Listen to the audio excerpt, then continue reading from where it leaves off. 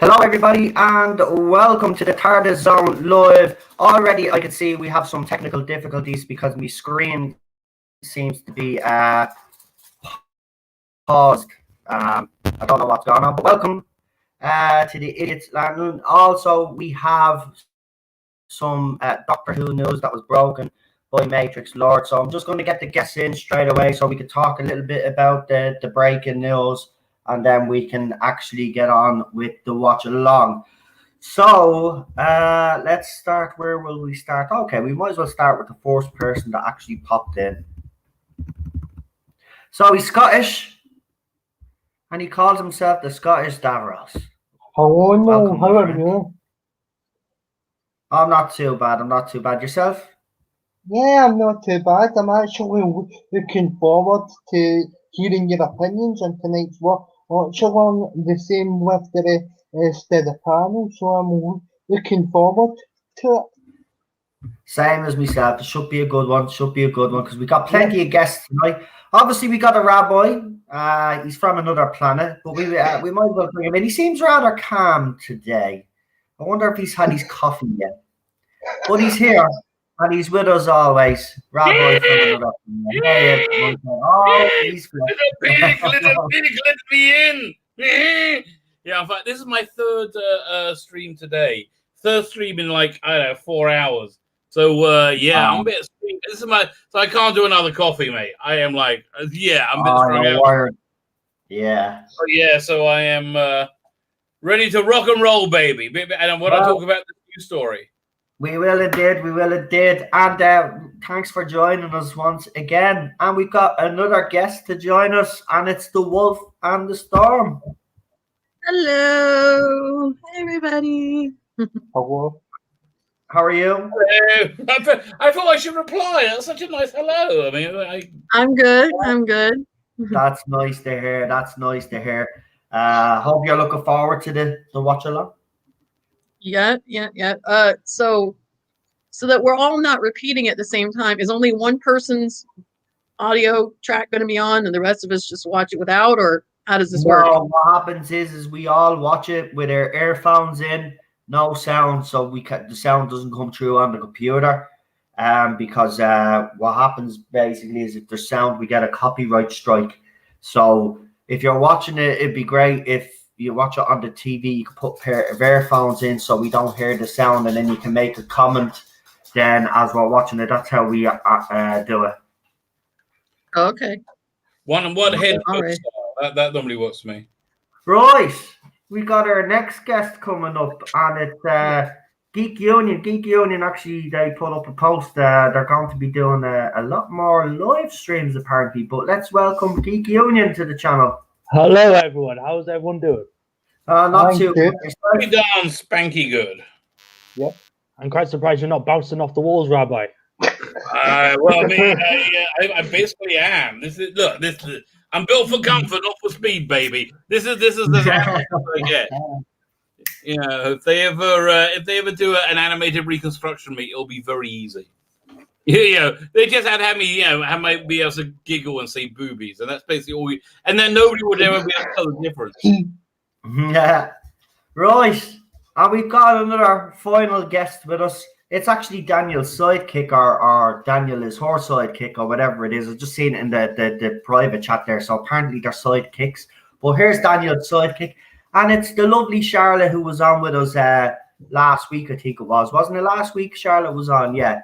So welcome back, Charlotte. Nice to have you. Yeah, and to quote a doctor, I was having such a nice day.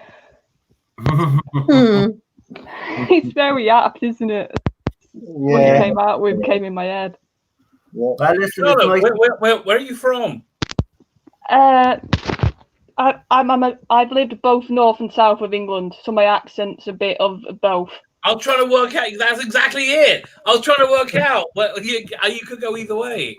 Well, my parents are proper northerners, so certain words will come out very north. But when I was a kid, I lived Dorset area, so. Wow, that's really wow. Yeah. You could have come to the Midlands. It would have made life easier. Right, before we start, don't forget Rabbi's competition. This will be our last chance. No, don't do the competition yet. I'm just saying, So what we're going to do is we're going to talk briefly about the breaking news. Then we're going to go in and do the watch along. We're going to do a little review. And then Rabbi is going to do his competition. So you have about 45 minutes to get in there. And he's got latest videos there. Use the hashtag that's scrolling on the screen there. And he will pick a winner tonight on the channel. So if you want to be in to win, was it Indiana Jones trilogy? Yeah, and a very good bonus disc as well. Oh, and he has a very good bonus disc. And trust me, the prizes that Rabbi actually does the competitions. I actually got my but I got to get his address, all the ones I haven't sent out yet. I got a whole now my renovations are over. Life is getting back to normal. So I got to get the stack out of here. Right, let me see. Right, so we might as well get into it. Hold on, I'll call out a few of the people in the chat, and then I'll ask you all very briefly what you think of Major. Some of you might have watched the video, but for anybody that hasn't, I'll just briefly before I do the shout out. So this is the news.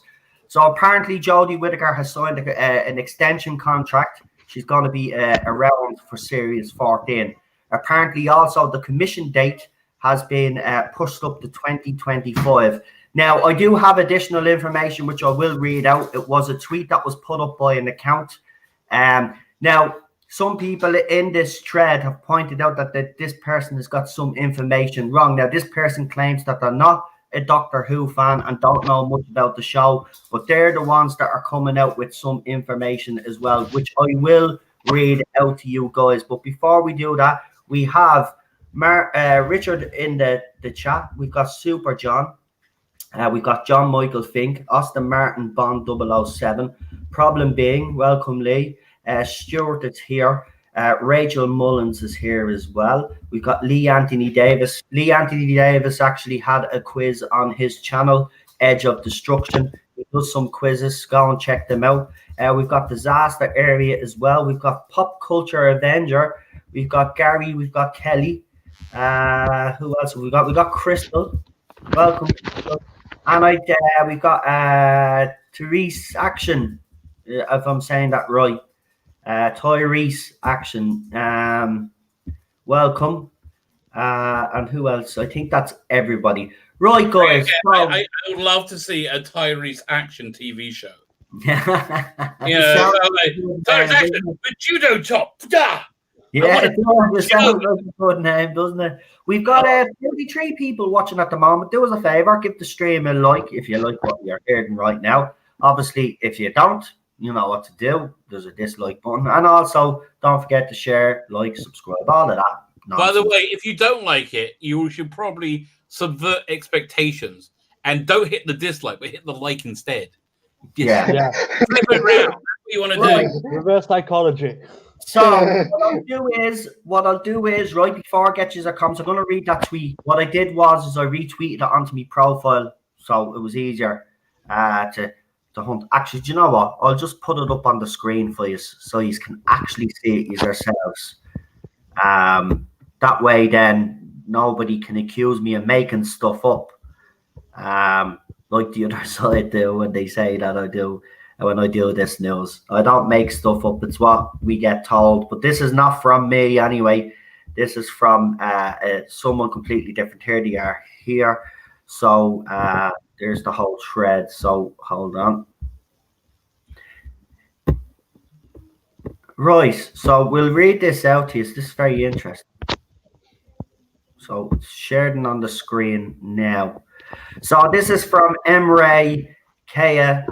And that the Black Lives Still Matter is the name of the person that has put this information up. So Warner Media is in talks to buy Bad Wolf, the production company behind modern day Doctor Who. Now that information is actually wrong, but we'll get into that in a minute. Doctor Who has been renewed for 2 more seasons. On top of the current one, there is that is in production. Same cast and crew. Well, that's not news to us because BBC did actually do the whole reveal where they said there was going to be Doctor Who up until 2020 something. let's look at the whole thread, right? Because they add more. Right, so do you have a picture of Whittaker there? So let me clarify some things here. I don't watch the show, so I thought Bad Wolf made Doctor Who. I'm sorry. Warner Media is still in the process of buying Bad Wolf, and Doctor Who is still renewed for 2 more seasons after the current one that is in production. When I said the same actors, I meant that the same Doctor and general co-stars. It's possible a few of them will die or leave or whatever, like someone in the thread has suggested. I do not know about that, and I was not talking about that. See, they start getting very defensive then because they start getting called out. Yeah, it must have been like Bad Wolf Productions, I think is Russell King. Now, what I will say about this is, even though this does look like it's not at much, right, and it does look like someone's just came on and basically read it, because some of these rumors. I mean, the thing about the Doctor Who continuing the film, we already knew that, so that's nothing new, right? Because the BBC did a whole reveal where Doctor Who was. They actually said that it was going to be around. It's going to be around till the 60th, so that's not a far stretch of the imagination. That part. The part about Jodie Whittaker as well. I mean, for me personally speaking, I don't see how that's possible. Now, Matrix Lord did bring up about HBO Max. Apparently, HBO Max are throwing a load of money at BBC, and as long as they do have a big production deal, they actually don't care. Right. Well, I'll ask you. So that's basically it. That's the additional information. And if anybody is watching Matrix Lord's video, you know exactly what I'm actually talking about.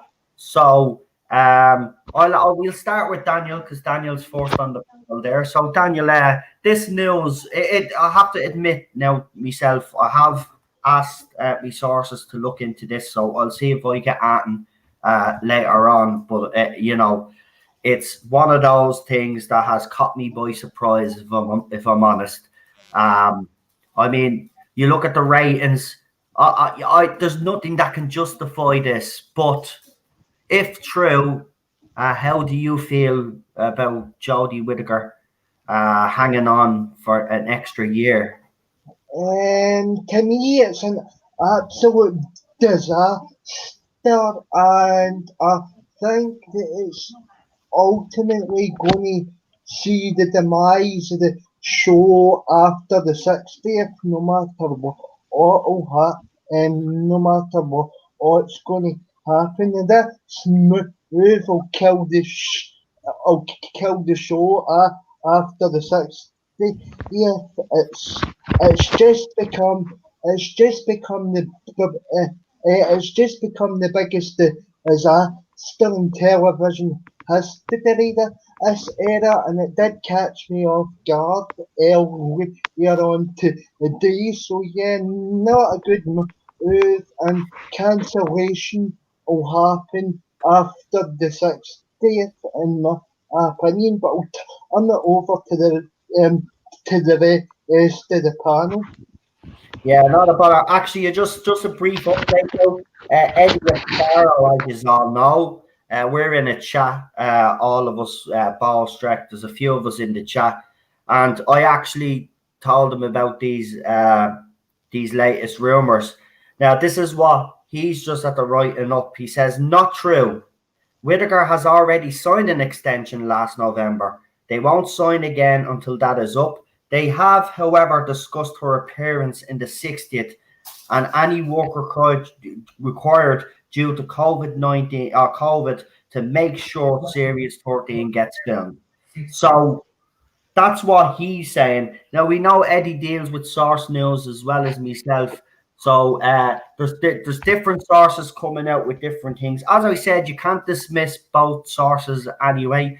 You know what I mean? Because Matrix Lord, let's be honest, he was spot on with a few things last year. I mean, he consistently said that he was convinced that Whittaker was staying. He was proved right. So, I mean, but again, Eddie Ascaro, he's pretty up there as well when it comes to this sort of stuff as well. So I don't know. I don't know where we go from here, but I will ask Rabbi. But there's a couple of more people in the chat. We've got Lounge Lizard in the chat as well. I just want to welcome you. Yeah, no, he was getting out of line, and I think problem being dealt with him. Say that what? So what happened? Oh, I think he's getting out of line. Right. I couldn't say it because I paused. So I'm going to refresh myself. You just go on and give your opinion, Rabbi. Well, yeah, like a number of things could be going. We really don't know. A number of things could be going on. Either it's completely correct, and then it's like, wow, that's pretty bad. That's bad. Yeah, if it's correct, then it's like it shows that there's no correlation between success and popularity and continuing this Doctor Who. It's just like it's obvious there's no correlation, at all. So, and if it's true, is this an intention or is this actually going to happen? Listen, I'm amazed there's a season 3 of Star Trek Discovery that's 13 episodes long. That blew my mind. I thought it'd be like 6 episodes long. I can't believe they did, and like maybe it's as good production values as ever. Like who knows? These people have no conception of how to spend money. So yeah, it's possible. It's very possible. It's a stupid decision, but it's possible. It could be wrong, and then okay, or miscommunication, which is equally possible, or it could be them pushing it out there to generate momentum, so it gets like traction, and people said, "Oh, look, we got to do it." Yeah, it could be that as well. We've got a few more people in the chat. I just want to give them a shout out as they come in. Yeah, so we've got Lindsay is here as well. We got Dr. Dave, and I think I've seen another name as well. I just want to make sure. Did I call out disaster area? I think that's the last person then, yeah. It would be a stupid decision, to be honest with you. But the money thing makes me uneasy, though, because as long as they are getting money, I mean, look, we know the show is in a spot, but if they're getting money, I don't think they care. Yeah, no, listen, I don't think if the arse clowns in HBO Max are putting up the money and in BBC, well, I like, okay, there's not again. If there's no correlation between success, failure, and continuation, which evidently there isn't, like really, there's clearly no correlation. There's no, like, what can you do? I'm hoping it's not the case. I really am, because I just, but like, who cares? I mean, they could just make as many things they want. How much? It could be they are going to animate the next season. They won't call it a real season, so they want to extend it so she gets a live action. So there's so many things it could be. See, that's another thing now that you bring up a very good point there. And I never really thought of that until like I read that article by Hugh Fullerton. And kind of this news kind of then, if you look at it, it would make sense. This would actually then extend, that would be their reason of keeping her, because she only got 2 series and then they had to do an animated one. And the way they'll say is, well, she deserves a 3rd proper season. And that's where the Series 14 might actually come in. Right. I have to be honest though, if that is the case, they've killed the complete. It's finished. But listen, it's not finished. It's like necrophilia. It's like Weekend at Bernie's. Then Bernie is Doctor Who. They're like, it's this dead corpse. They keep moving around, and it's horrible. Just leave it alone. It's over. You killed it. Enough already. You don't need to shag the corpse. Yeah, I love this. Angry Mango says, why are you guys watching the SpaceX Dragon splashdown happening live right now? I don't think you're true nerds at all. Okay. I didn't know that was happening now. I did actually watch the SpaceX launch that they had a couple of weeks back, actually. If I hadn't known it was on, I would have actually put it on the TV there. Thanks for letting me know. Let's put it up and watch it. Oh, I can't because it'd be copyrighted. Oh, bollocks. in the arse.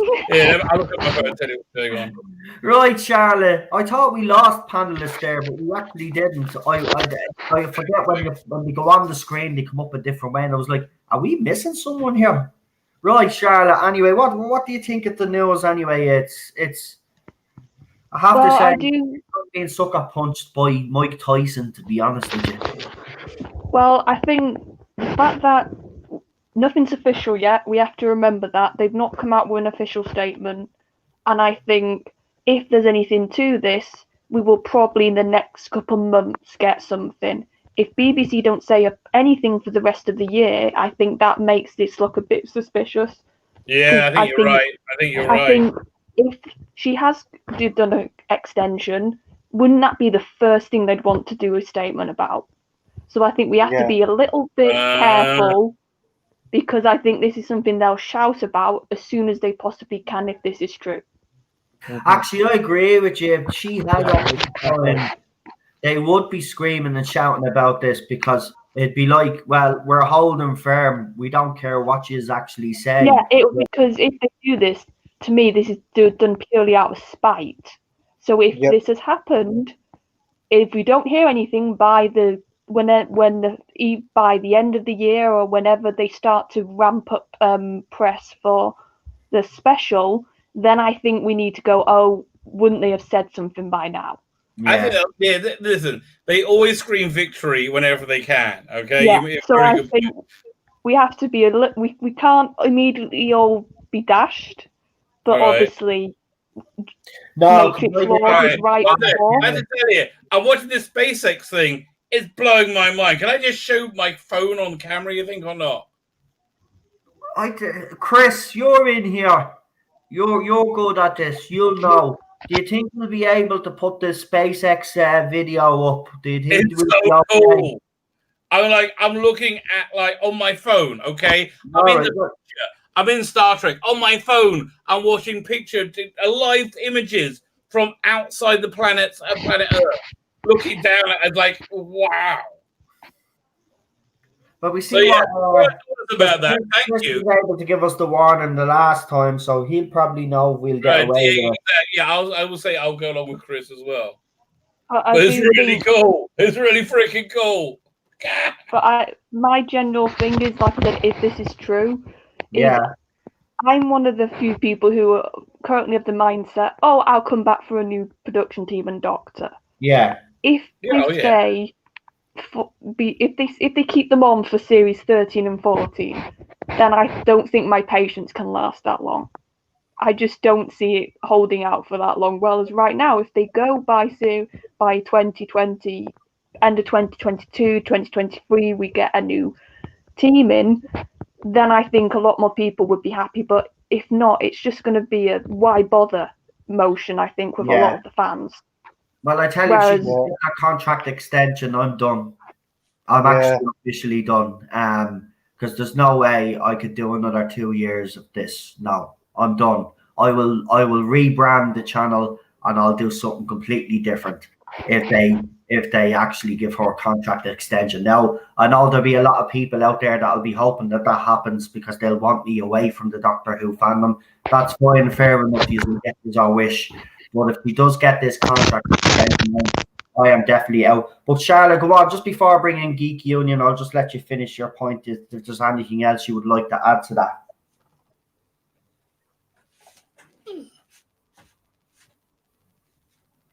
Said it was a rumor, but the BBC blocked that video for a reason.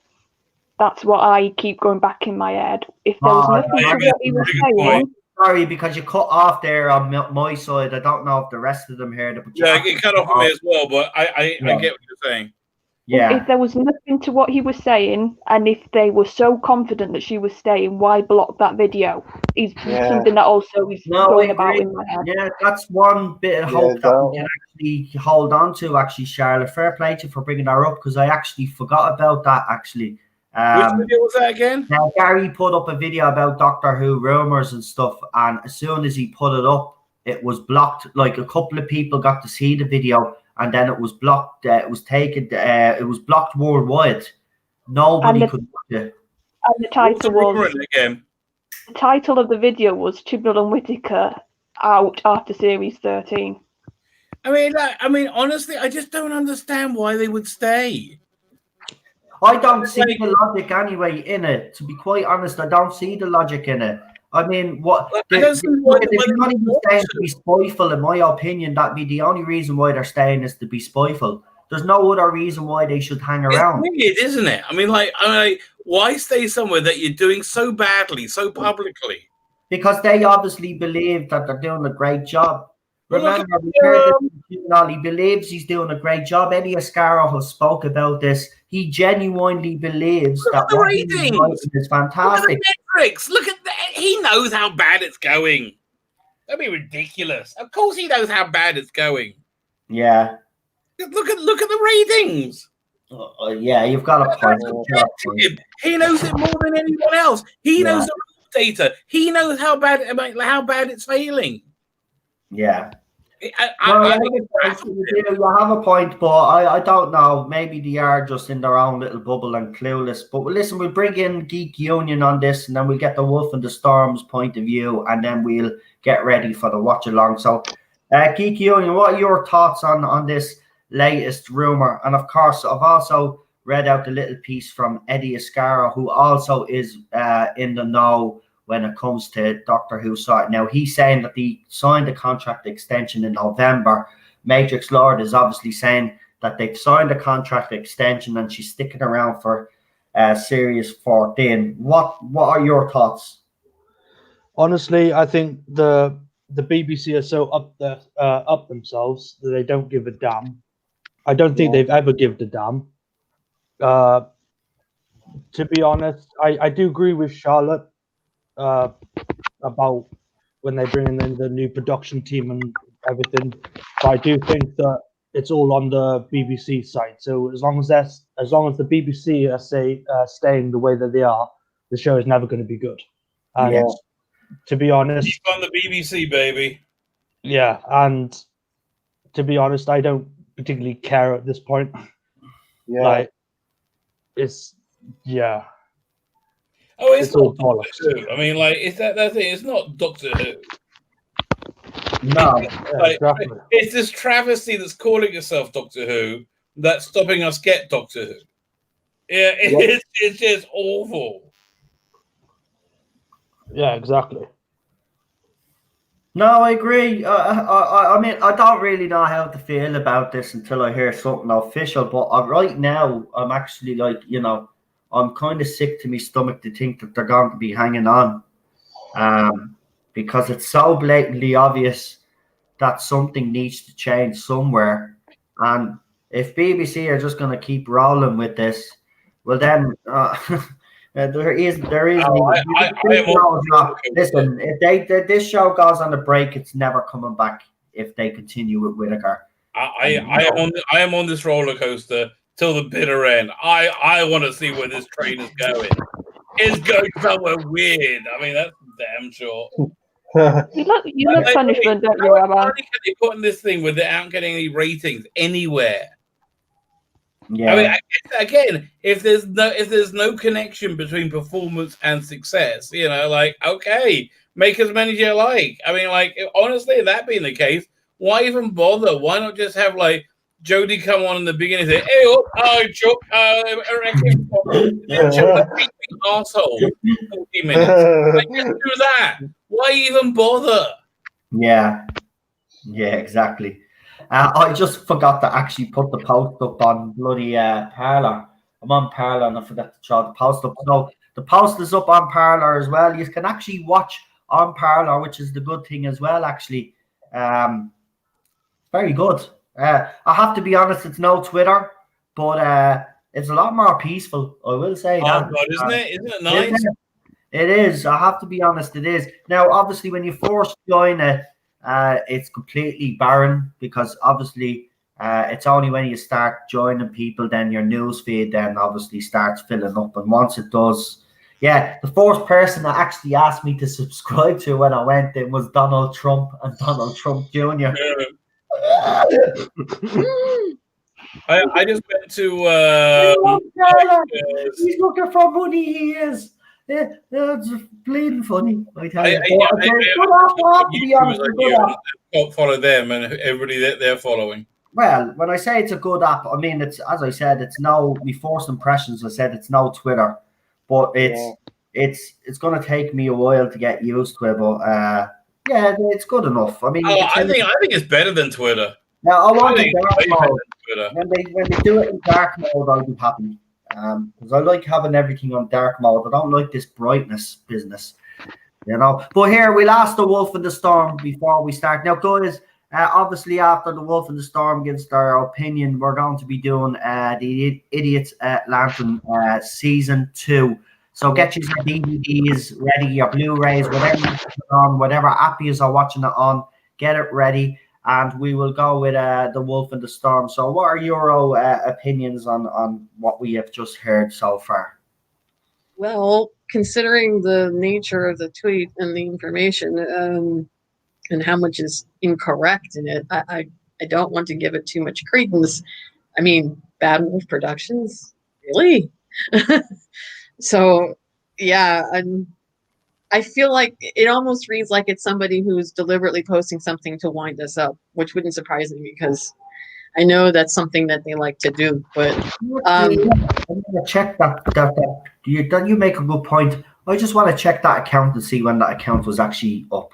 But as for the contract extension, well, okay, it wouldn't surprise me if they, from a financial standpoint, and from a job standpoint, if they had to do this for all the cast and crew members, because right now with the state of things, I mean, I know for you guys over there, it's a little bit better, obviously, than it is for us. And I know you guys are going back to set and doing a little bit more filming than we are, because our situation is much more grim than y'all's.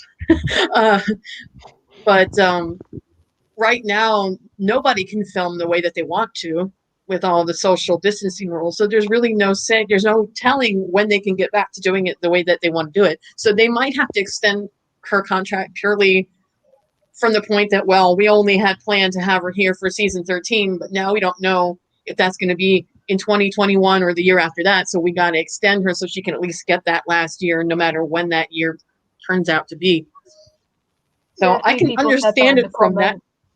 I mean, I can understand it from that point of view.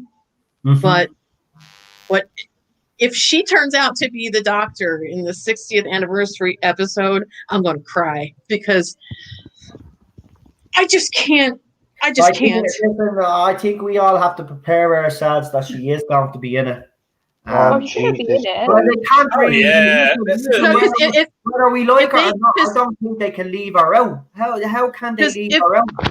Because if we're lucky enough to have them do it like Moffat did it, even if it's just Matt Smith and David Tennant or however that comes back to do it, and if I have to sit there for an hour and watch her castigate them because they're males, I'm going to lose my damn mind. That's all I'm going to say. Yeah. Oh, she's always going to be in it. I don't see BBC changing calls unless they have to change calls. Yeah. And they think they're right. They think we're wrong, and and they know better.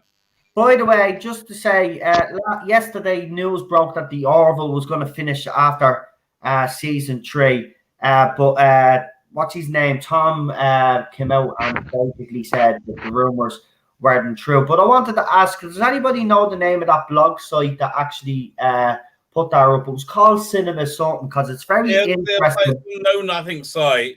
It was on Facebook, a link to it, but because there's this site that's breaking the Doctor Who news seems to have a similar name to the one that broke the Orville, and it's the Cinema Spot. It's a film and TV news reporter. Yeah, it's the same one. Is it?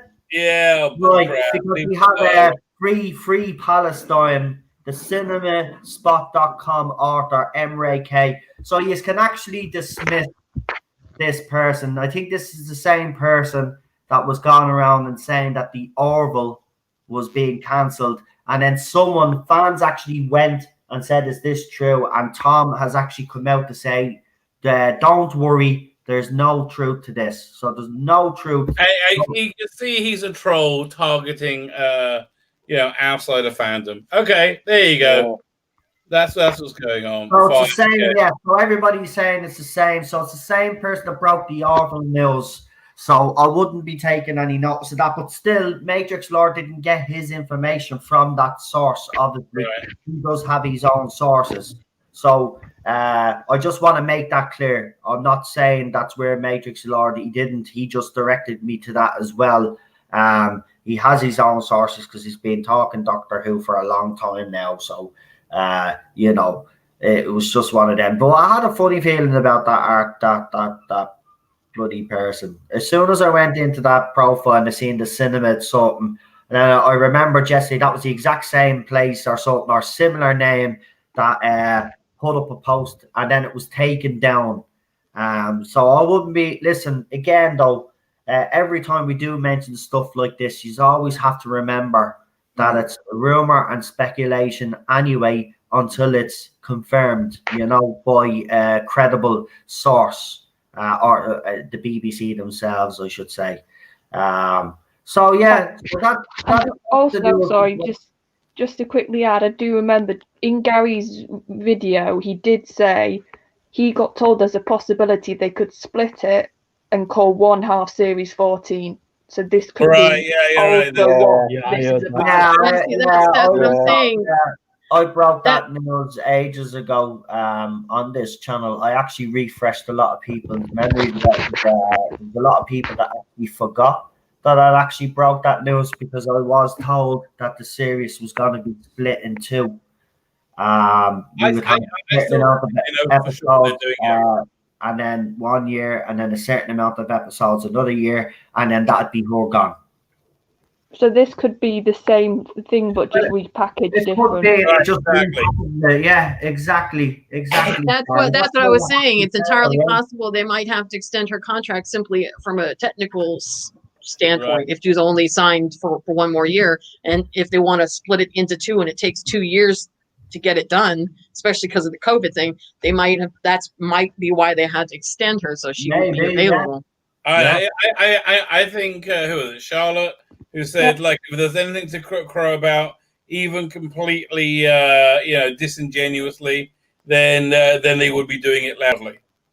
Yeah. But there'd be something out by now, wouldn't there? I'm tending to not believe. I think what Matrix Lord heard was a refresh of stuff we've already been hearing.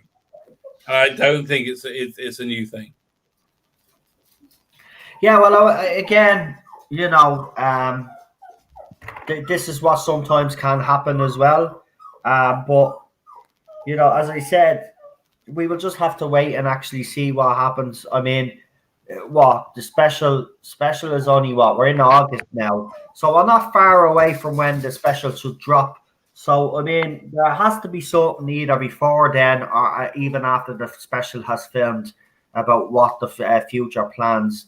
Or you never know, we might actually get right at the end of that episode. They might actually tell us when Doctor Who will return in, and then we get a definite year at least. Anyway, but yeah, take your time again. But go on, Rabbi. Sorry. I was going to take your time to return. Again, the only way we're seeing anything next year, I would have thought, is animated. I don't think there's any way they can get anything out next year. Well, do you know what? It's actually interesting to say that because you brought that up, I remember, a couple of weeks back, and then all of a sudden, then it's being reported. I wouldn't be surprised that Hugh Fullerton is actually watching your channel, man. Yeah. Because I don't know. Listen, yeah, but the whole thing about the article, and I will be doing my own video on it, by the way, guys. But the whole thing about the article is that he talks about this as a way to save the franchise, basically, or refresh the franchise. Well, what I'd say to you, Fullerton, is this: animation might be okay for now because of the current climate that we're in, yeah. But all you need to do is to save the main show. Is actually get in decent writers, get in a decent showrunner, and get in decent actors and actresses. Simple as that. That's how simple it actually is. All this talk, again, it's all this talk to try to distract us away from the problems with the show. And they will use this current situation. As They'll use anything they can, anything at all. Yeah. Right. We can go on about this all night, but we won't. 40 minutes, I think, is good enough to kind of have a chin wag about all of this. So what we're going to do is we're going to get ready for what we came here not along. So if you could get your DVDs ready, that reminds me. I'm actually working on my DVD this week, so I took the series out actually of its box, and I'm gonna watch it on this. It'd be better. Yeah. Well, if you want to watch it on your phone, I uploaded it to my server. Yeah, well, if anybody doesn't actually have it. Actually, Rabbi, could you send me it, because I forgot how to Sure. find One second. Let me get the link. How am I sending it to you? If you want to email it me, because Noel's got my email, so. Oh no! Could you send me the email? Put your email in the private chat. Okay. Yeah, put your email in the private chat. You know me, I'm the plus. I forgot how awkward that you can't just watch iPlayer like normal nowadays. No, I've got it. if you do watch on your iPad, you'll just have to make sure that you have earphones in. You put one in your ear at least, and then you can still talk to That's exactly what I'm doing. Yeah, if we get any bit of sound at all, because it happened to us a couple of weeks ago, believe it or not, someone's sound was coming through. Even at the panel were saying it, and I was like, but we're talking, it'll be fine. But it wasn't. YouTube are super strict now when it comes to that. And especially and I've noticed something as well, because Gary did make a point before we start this watch along. He uses the same clips and he uses the same pictures all the time when he's talking about Doctor Who. Yeah. That's why he was saying there was no reason. It's only the intro of the DVD. Love, you're after confusing me now. I'm there pressing the button. So there's Cheryl. The episode's at the start, and so I'm there pressing the controller trying to back it up, and it's the bleeding intro to the bleeding disc. I don't understand how PlayStation works. No, something else when you get hero. What the heck?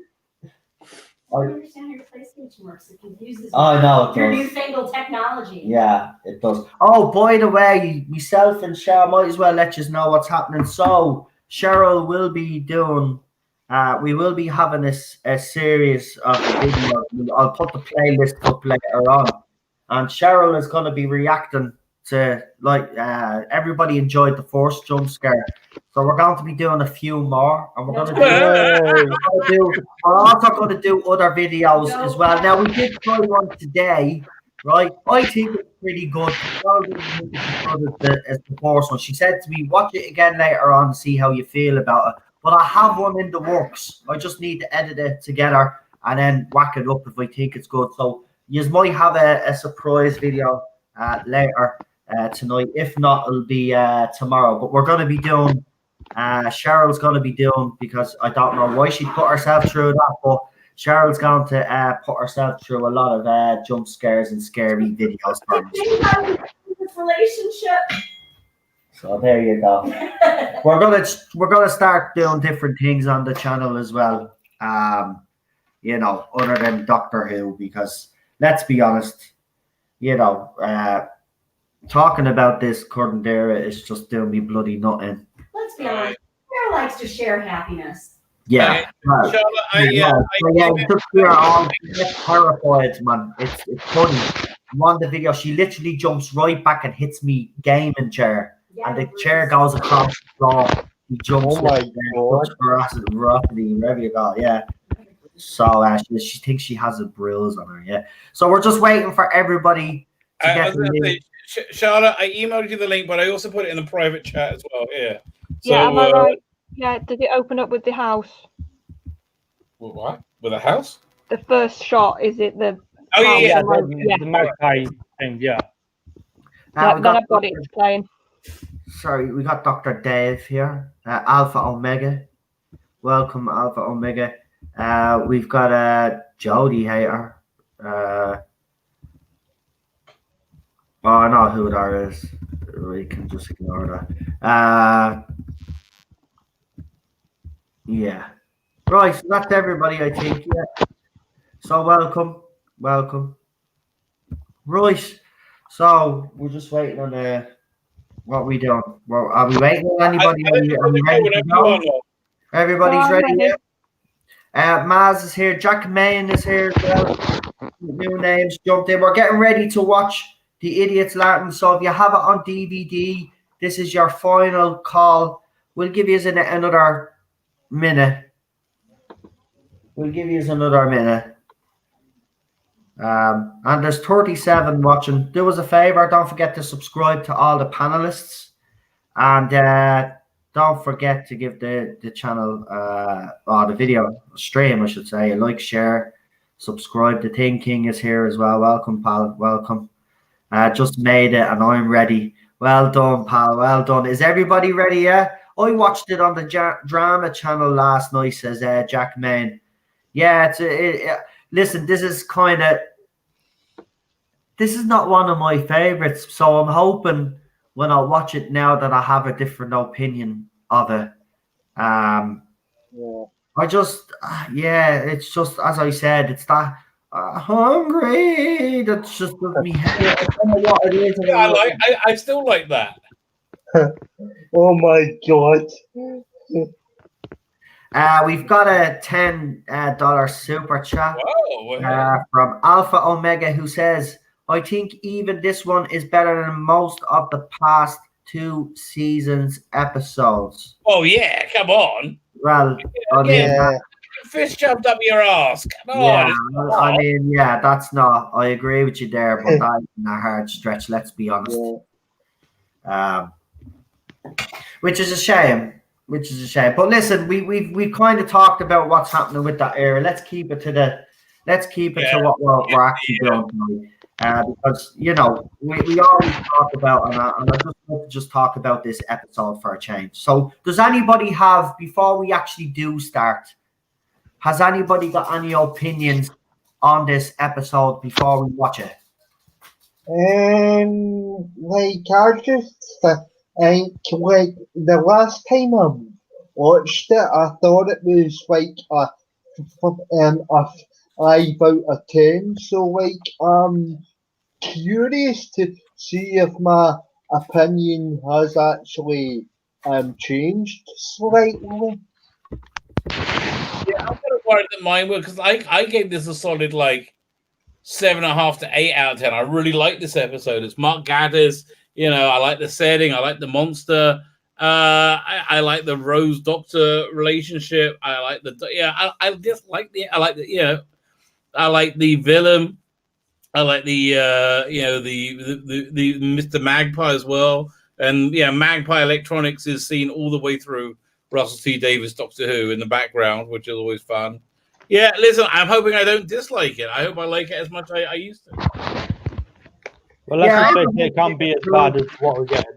Sorry, sorry. I said it can't be as bad as what we're getting now. So, yeah. I've always liked this episode. It's actually one of my favorites of season 2. The Dr. Rose teamwork, how this is one of their really good ones, in how they work together as a team and solve things. And also it just really highlights how Rose doesn't necessarily need the Doctor to hold her hand. She's very independent. She's very clever too, that she can find things out on her own. In this one, she managed to find out what was going on by herself. And that's one of the things that I really love about Rose. Yeah, and the other thing that I really liked was how this is a stellar example of how you handle with grace and good writing a very not often talked about issue, and something that doesn't often hit the public eye, which is not something that the latest 2 seasons of Doctor Who has done very well. This is a very good episode that hits on the issue of domestic violence and abuse without it being in your face. It's very it does it really well. You have to be correct. Yes. And it gives 10, I think, one of my favorite 10 moments in this episode, even though I'm not the biggest fan of it. I am talking. Yes, that I think that's was one of great. And I'm not Ken's best listening. moments. And I'm not listening. Yeah, That was because you great. rarely saw him that angry. Like, he could be shouty, he could be loud. Yeah. That's how I sort of think about Ten in my head. But in that moment, that's fury. That's proper fury, and David Yeah, channels that brilliantly. See, that's what made the Tenant Doctor. You know, he was a jokey, kind of fun, excited Doctor. But you had those moments of real, real steel there. Which is great. Just don't piss him off. Right, exactly. Yeah. No, I almost felt like, and this is really a testament to Gaddis's writing and Russell's just ability and pure genius when it comes to the show, in how this whole episode is like a subtle metaphor of sorts. The fact that they were hiding all the people whose faces were lost because they didn't want to speak of it, and they didn't want it to be in the public eye because they're having the new queen, and they wanted everything to be perfect. So they were kind of trying to hide all their problems away. It's a metaphor to what's obviously going on with that family, because you can't tell me that the friends and the family members didn't know that the father was a complete asshole. It wasn't like he ever hid it. It was obvious. It was obvious that he was abusive, and yet it was something that was never spoken. It was kind of hidden away. I just love that subtleness, and it just drives me nuts that they can't do that now. Oh, it just drives me nuts. I know. Well, it's because it properly plays with the time period, and in that time period, if you were an ex-soldier, if you were the father, if you were the person who brought the money in and provided, it was sort of in that era. That's how men thought it was okay to act in some occasions, and it does. And the episode, even like what it does really well is it obviously shows him to be in the wrong the way he acts, but then it does make you think, why does he act like that? And it sort of has little things to explain why he thinks it's okay to act like that. I mean, you look at this, a proper historical with an alien, and you compare that to Rosa, a historical, not really an alien, but a future asshole. No comparison. None. Right. Yeah.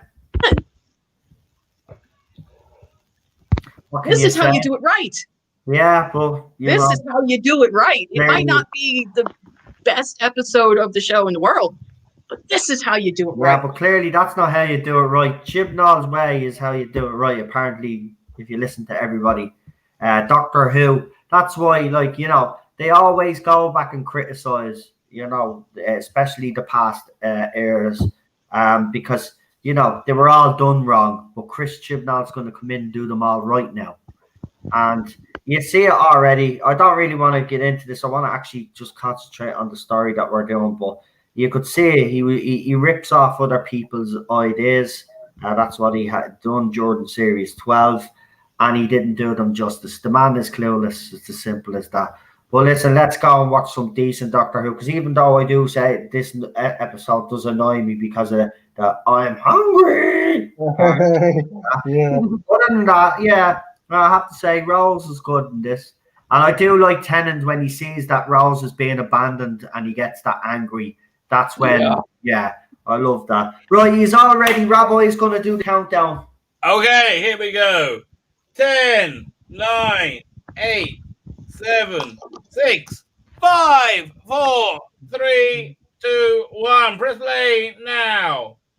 And we're outside the house. Yeah, outside Magpie Electronics. Yeah, we're outside Magpies. Yeah. Sorry, I just a little bit. I was going to say, and we're in Britain because it's tipping it down with rain. Yeah. Good old British weather.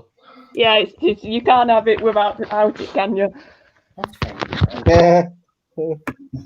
I like this actor as well. I can't remember his name. I've seen him in a bunch of stuff.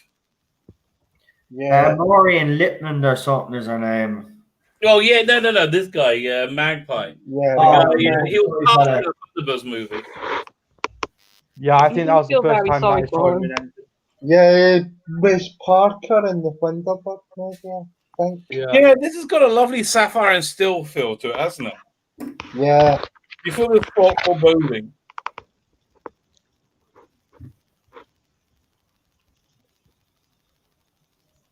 I love how well he acts throughout the episode. He goes from this state of denial about what he's doing is wrong, all the way to this desperation that you can see it written all over his face, that he doesn't want to have to do it, but he feels like he's so terrified of this creature that he has no other choice. Right. His acting in this was understated, but really, really good. Really, really good. I love the way the creatures come going. By the way, I like Maureen Lipman doing her, pronunciation.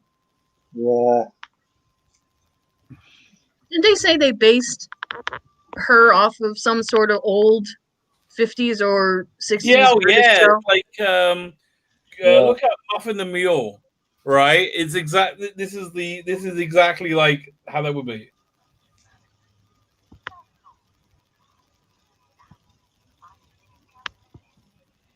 Oh, that's creepy. Are you sitting comfy? Yeah, I love it. I love his face sliding. It's creepy.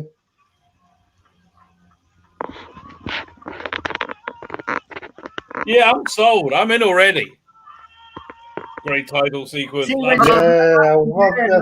missed this intro. I hate the new one. I miss this. God, I miss this. Yeah, I love this title sequence. Then again, I didn't particularly like the Smith or Capaldi titles much either. I like the last Smith one, with it was up for one season. I just like it simple, just like this. Yeah, you're right. Classic. Well, it's sort of an adventure, this theme, isn't it? That's what I love about it. It's a proper, like, we're going on an adventure. Pardon me while I faff. You guys are just gonna hate me. I mean, look at my avatar. Y'all gonna hate me. Oh, Wolf, he's not a bad-looking chap, I'll say, as part of the female on this panel as well. He's not a bad-looking chap. No, I am an unapologetic Dr. Rose to my dying breath. You know, and I really think the you can really see how much Billy Piper's enjoying being in and David Tennant. They're just sheer joy in playing these characters. Yeah. Yeah, I don't think. I mean, I think it's acting, but it's like it really is. Yeah. Sometimes the reason why you can't convince me that he doesn't still love her is because ever since she's been gone, that smile he's never smiled again. Not yeah, like but that. I like that. As I think that's. Yeah, I mean, honestly, I'm not a fan of like Doctor companion romance apart from this one time, and it's just perfect. It's just perfect. I think anyway. But I think this one. Sorry. I hear Muffin the Mule. Go ahead. I think Rose and 10 works the best because it was born out of the Time War. I don't think he would have been so close to her if it wasn't for the fact that he'd just come out the Time War and she taught him to love again. That's how I always see the Rose and 10 right. Yeah, you do make a good point, Charlotte. People don't seem to understand why she was so important to him, and I'm like, look, maybe you don't get it, but after the Time War, he didn't want to live. In that first episode, I guarantee you that if she hadn't found him and saved his life, he would have died because he just didn't care. Yeah, I think you're right. His soul was so broken then, and she didn't just save his life; she saved his soul, and that's something that's deep and can't ever be lost. I don't care what weird future person that he marries or whoever else. I don't care. That's something that's ingrained and deep and is never going to go away. Yeah, I hear it. I hear it. Billy has always said that it wouldn't matter what face that the Doctor wore, that Rose would love him no matter what. Yeah. No, I'm a big believer in that when they do go their separate ways, and it just cuts off before he says the final line. He says he loves her. I'm sure. I totally believe. Julie Gardner says Okay, 100%. confirm that. Phil Collinson says no. I'm with Julie Gardner. Yeah. I like That's- Kenneth Hair in this as well. Oh yeah, the amount of hairspray and gel that went into that look, I don't even know. Well, I like it when the Doctor makes an effort to look like part of the time period he's in. That is something I do. Yeah. Yeah, it's a nice touch to the episode.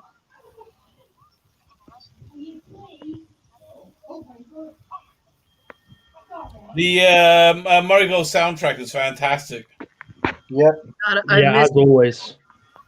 the score and the soundtrack in the new show. Just it's non-existent. It's awful. Oh God, it's awful. Yeah. Oh my god. Yeah. Well, it's like elevator music, but worse, isn't it? There's Yeah. no With emotional. elevator music with no you can't hear anything. Yeah, there's even no- elevator music's more interesting. The horrible thing Yeah. is there's no emotional beats. Each companion had a motif. Each Doctor had one. So when you had those deep emotional moments, you had the music to follow it up to really make you feel what was going on. None of the characters in the new era have any music that is just theirs. So whenever something happens, it's like there's no emotional depth that goes with it. You don't feel anything for these Yeah, people. exactly. Yeah.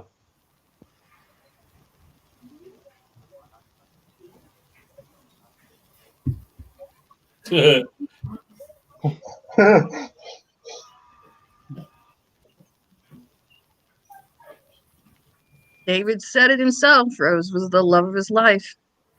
All right. That's why after she was gone, he spiraled quick, because he just couldn't deal. And probably why I do love this episode. It's like it's got a real sapphire and steely, real. It's much creepier than I remember. Yeah, I'll give you that it is. Well, she's basically torturing this guy, isn't she? Yeah, If I you think know. about it. Yeah. It's a It's like- really it's good like- Doctor Who monster. It's like This is- what word? Not mental torture. What he's going through. Yeah. She's putting pressure on his brain. Mm. I think she's in there. She's not pulling his face off, but she's in there just enough to cause him pain. And to And- let him know that if you don't do what I say, I'm going to pull your face off. Yeah.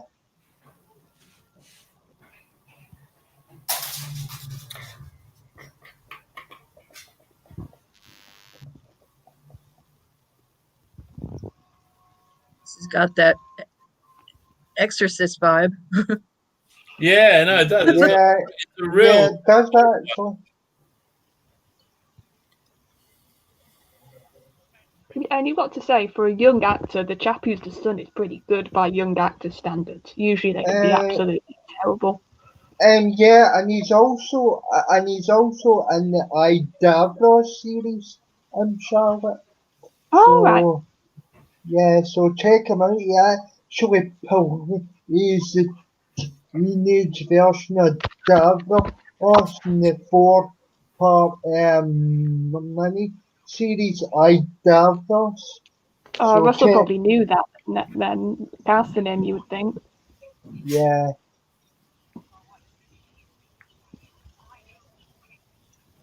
This guy's great. He's like, you can tell he's just hamming it the hell up.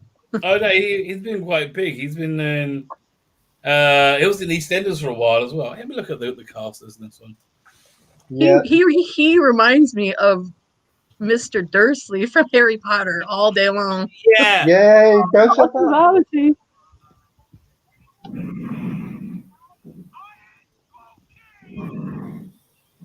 But Petunia imagine- would never let him get away with that. So imagine if this was a drinking game and you took one every time you said, I'm talking, you'd be dead, wouldn't you? Oh Yeah. my god. Oh my god, you'd be pissed. You would, absolutely. Yeah.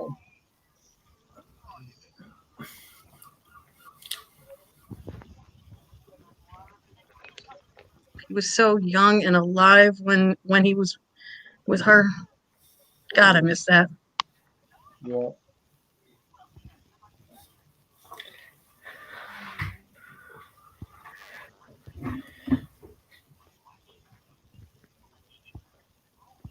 Look at Billy as well. You know she's having fun being in that dress. Just like, I've got to look. Yeah, I think it's so Yeah.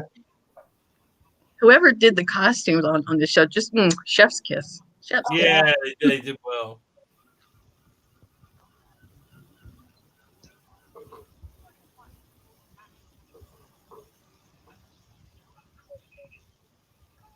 Completely owns him.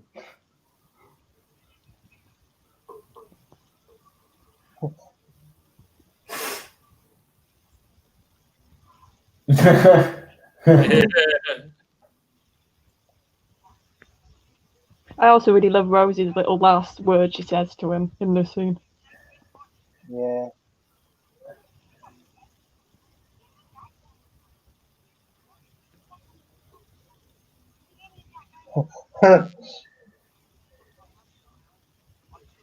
This Again, is why she's my favorite. You can see that's a bit of Jackie coming through in her, isn't it? yeah. Yeah. But it's always struck me as Shameless does Doctor Who. It's a mix of the two. Yeah. Well, like Russell. Yeah, Jackie went out with Everybody- the sailors, all right. Yeah, but everybody had a strength, and Russell's was character, wasn't it? Moffat's was Yeah. complicated plots. Russell will always be characters. Yep. And that's why his era is the best. Yeah.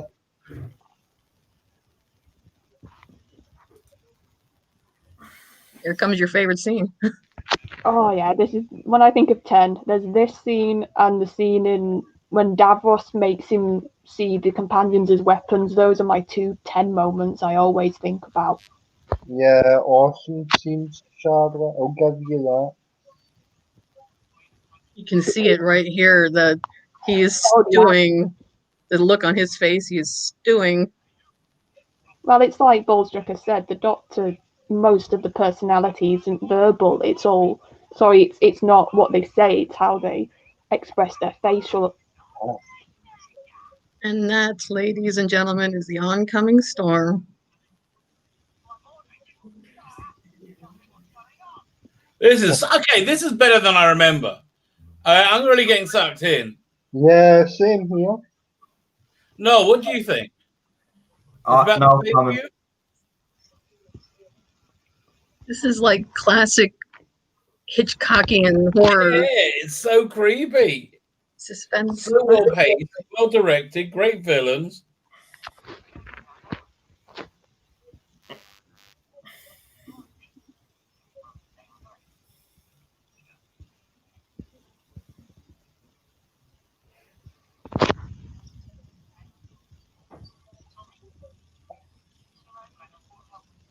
So creepy.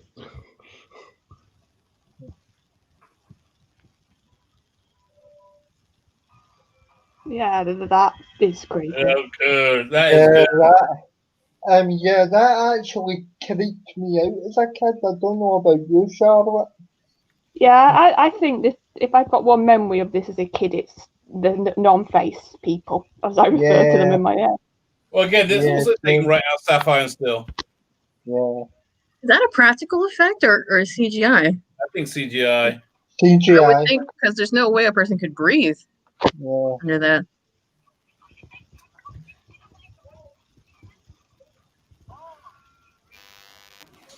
This is brilliant.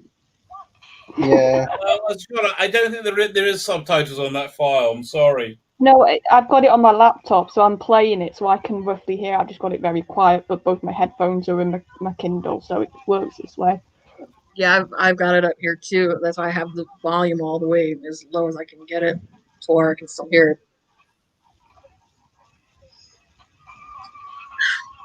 Superior Time Lord with a glass jaw.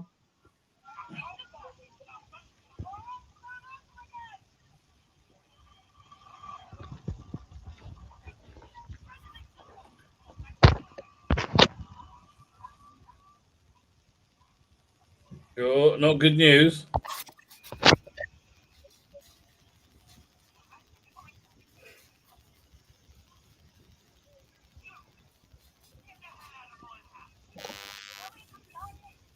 This also has a very much a Coronation Street feel, doesn't it? If anybody Yeah. watched that for any time. Yeah. Yeah, I agree with you, Charlotte.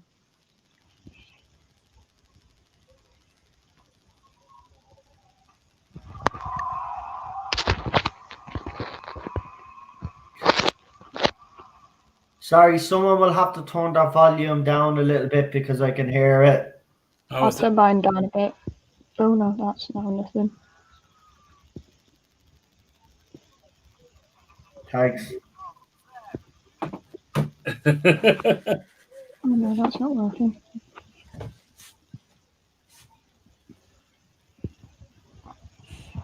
Yeah, okay. I'm not commenting because like I'm just being sucked into it.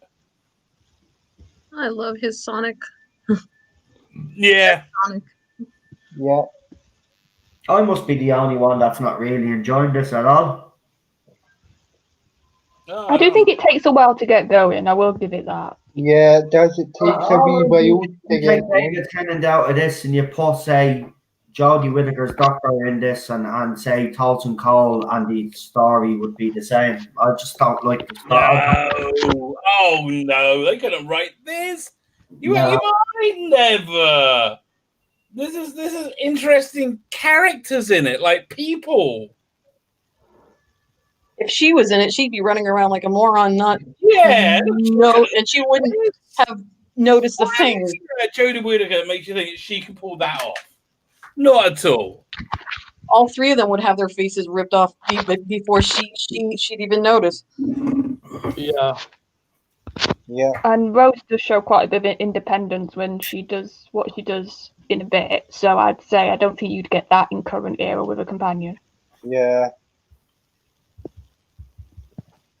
And definitely when Rose gets revealed, Whittaker will That's be my like, favorite scene "Oh, in this. okay." Oh, my favorite scene in this. I remember this creeping me out as a kid.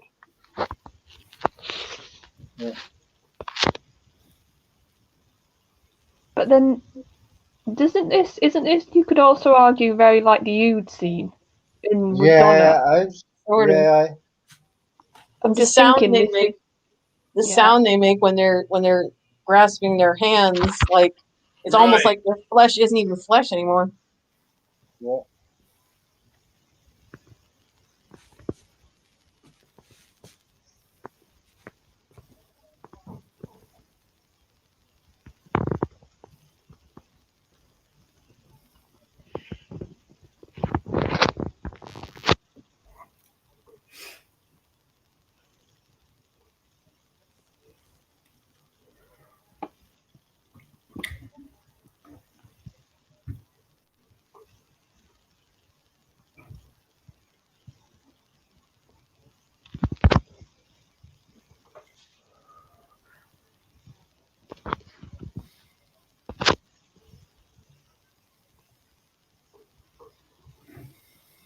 Yeah, I like Billy Piper in this too. I'm struggling.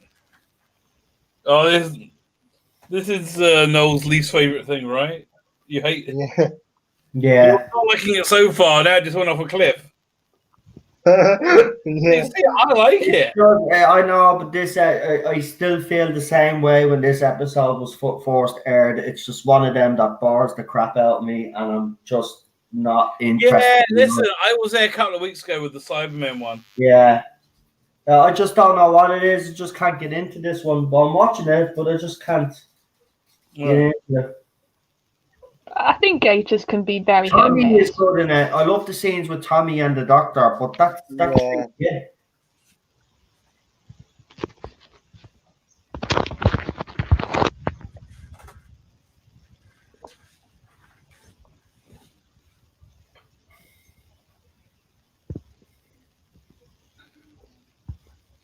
I like his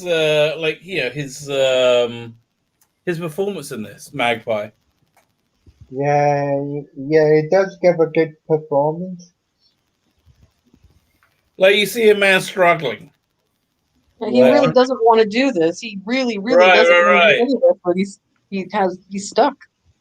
Yeah.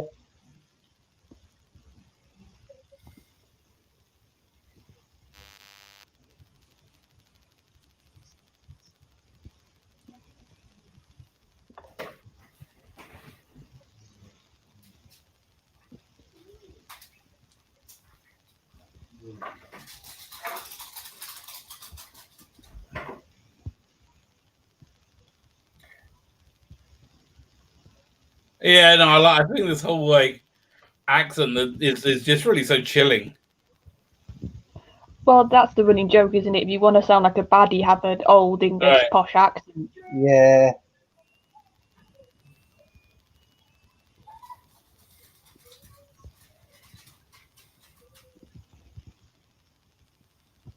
Isn't that the accent that everybody in on TV in the UK had at that time?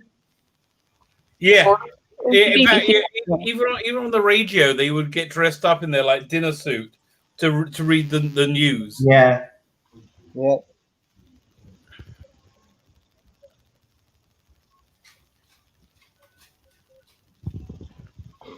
Oh, Benny's wife out of the current era.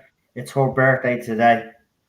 Julia Foster played legendary. I wouldn't say she played legendary Vilma now. Benny's wife. I don't think there was anything legendary about her, but there you go. 55. The Benny! Yeah, Oh, yeah. It's our birthday today. So Happy birthday. happy birthday, Julia. It's not going to be forgotten, is she? I suppose that's one way you could put That's it. what I mean. The character is just not acting.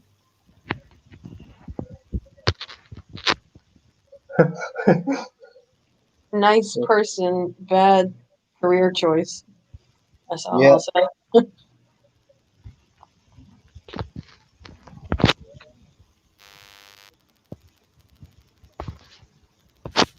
And that's what's really sad, because there was a time when getting to do an episode of the show was like the pinnacle. Now it's like, oh, Yeah. really?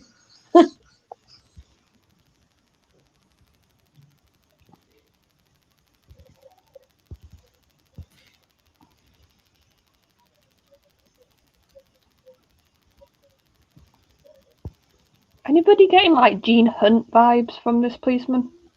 A little bit weaker though, a little bit more pathetic. Yeah, not obviously not as strong, but a bit of the personality. Yeah. Someone posted on Twitter a couple weeks ago where they were talking about their ideas for the 14th Doctor, and they had posted a picture of Gene Hunt, and I was like, oh, I am there for that mess. Oh, but Well, we'll they're do trying to get another Life on Mars thing done. I will take that. Yeah, they want to do like a mini series which crosses over everyone. I would so take Gene Hunt as the Doctor in a heartbeat. Yeah, he'll be a pretty interesting Doctor. Oh, by the way, they've just recovered the SpaceX capsule. It was a successful mission. But there is some drama going on because apparently when the capsule space splashed down, there was a couple of boats that came into the vicinity of it. But according to some reports, they were given the go-ahead, and other reports are saying that they were trying to make a political point. So I don't know what it is, but there you go. SpaceX are finally successful. Here comes the oncoming storm. I'm going to say, well, there's some more storm.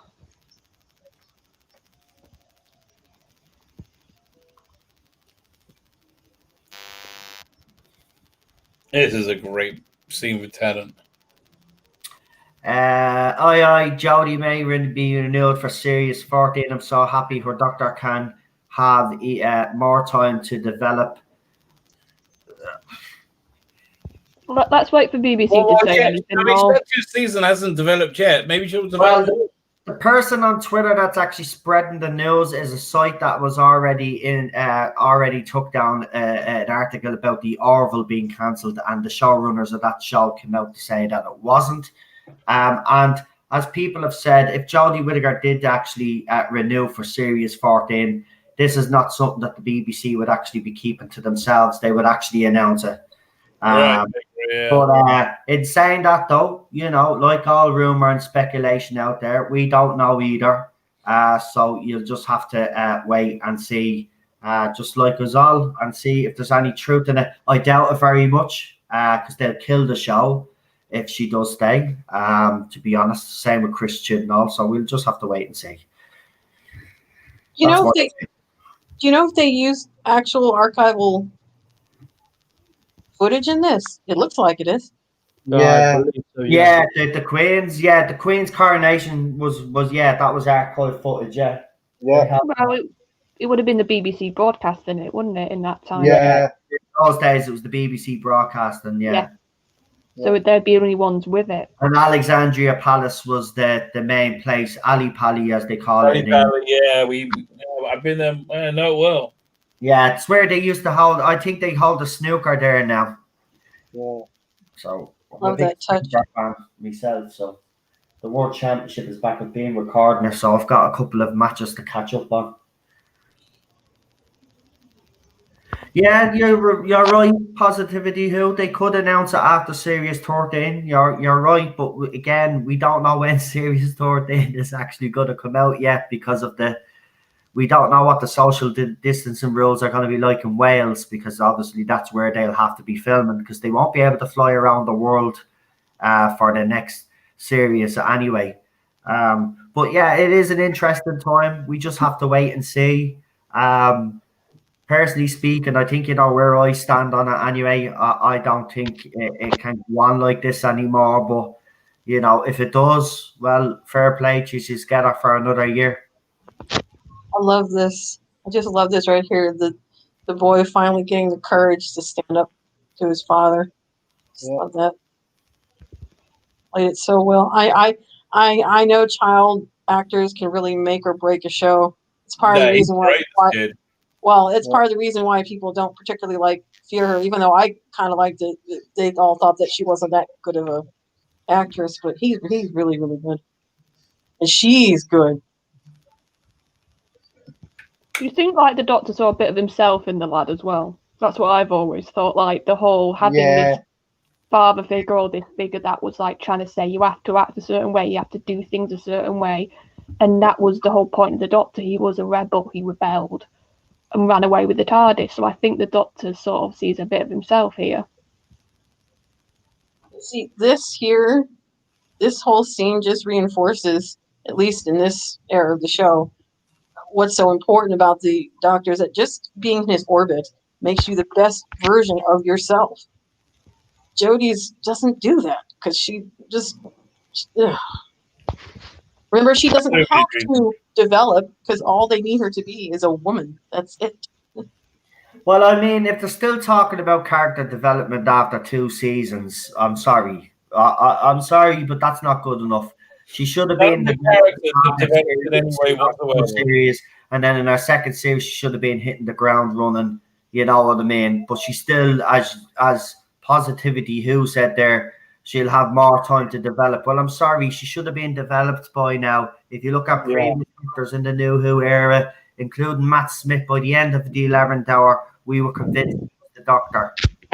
No, there wasn't much. Then his character went on from then. But Jodie Whittaker's Doctor, her version, because of the writing, she has basically stood still as the Doctor. She hasn't changed. And if she hasn't changed after 2 seasons, I don't see her changing, to be quite honest with you. Yeah. So I get where you're coming from, where you're saying it gives her more time to develop, but where I'm coming from, and if you understand where I'm coming from, she should already be at a certain level of character development, and she's not. Well, you know, even look at David Tennant. By the end of the Christmas Invasion, and he's not even in that episode that much, right? But even by the end of it, I'm won over, because trust me, Christopher Eccleston was my favorite. I was gutted when he left, and I didn't think anybody could replace him, right?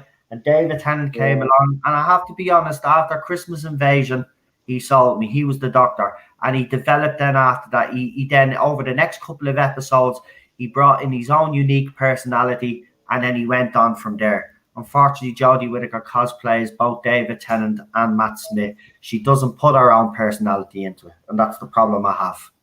That's the thing about this show. I know that on this show you have to be used to change because both are different companions and different Doctors, but because there's so much change, whoever takes the role has to nail it quick. Because if they don't, then you've lost. That's it. Right. lost- Yeah, you were watching that first week, right? I thought Series 12 was, look at, we watched the very first episode of Series 12, and even I was hard. I found it hard to criticize to a certain extent. I said, yeah, I did lower my expectations, but compared to what he had given us in Series 11, the very first episode, Spyfall Part 1, was actually a decent episode. She wasn't great in it, to be honest with you. I'm still not a fan. I'll never will be. But it was a decent, that's the best you're going to get from him, unfortunately. Yeah, it's not good enough. And I've said this before, even Bad Russell, there's little shining moments, even in a Bad Russell episode. Yeah. Yeah. Like Aliens, when we were rewatching that recently, because I was a lot younger when I watched it, I didn't get the whole subtext of the Iraq War and all that. And watching it now, I was actually quite impressed how subtly he did that, Russell. Yeah. In an episode where you had running about aliens that passed wind, it was like, in that context, you've managed to weave in a sort of argument against Iraq, which I thought, now I was like, wow, that's actually quite impressive.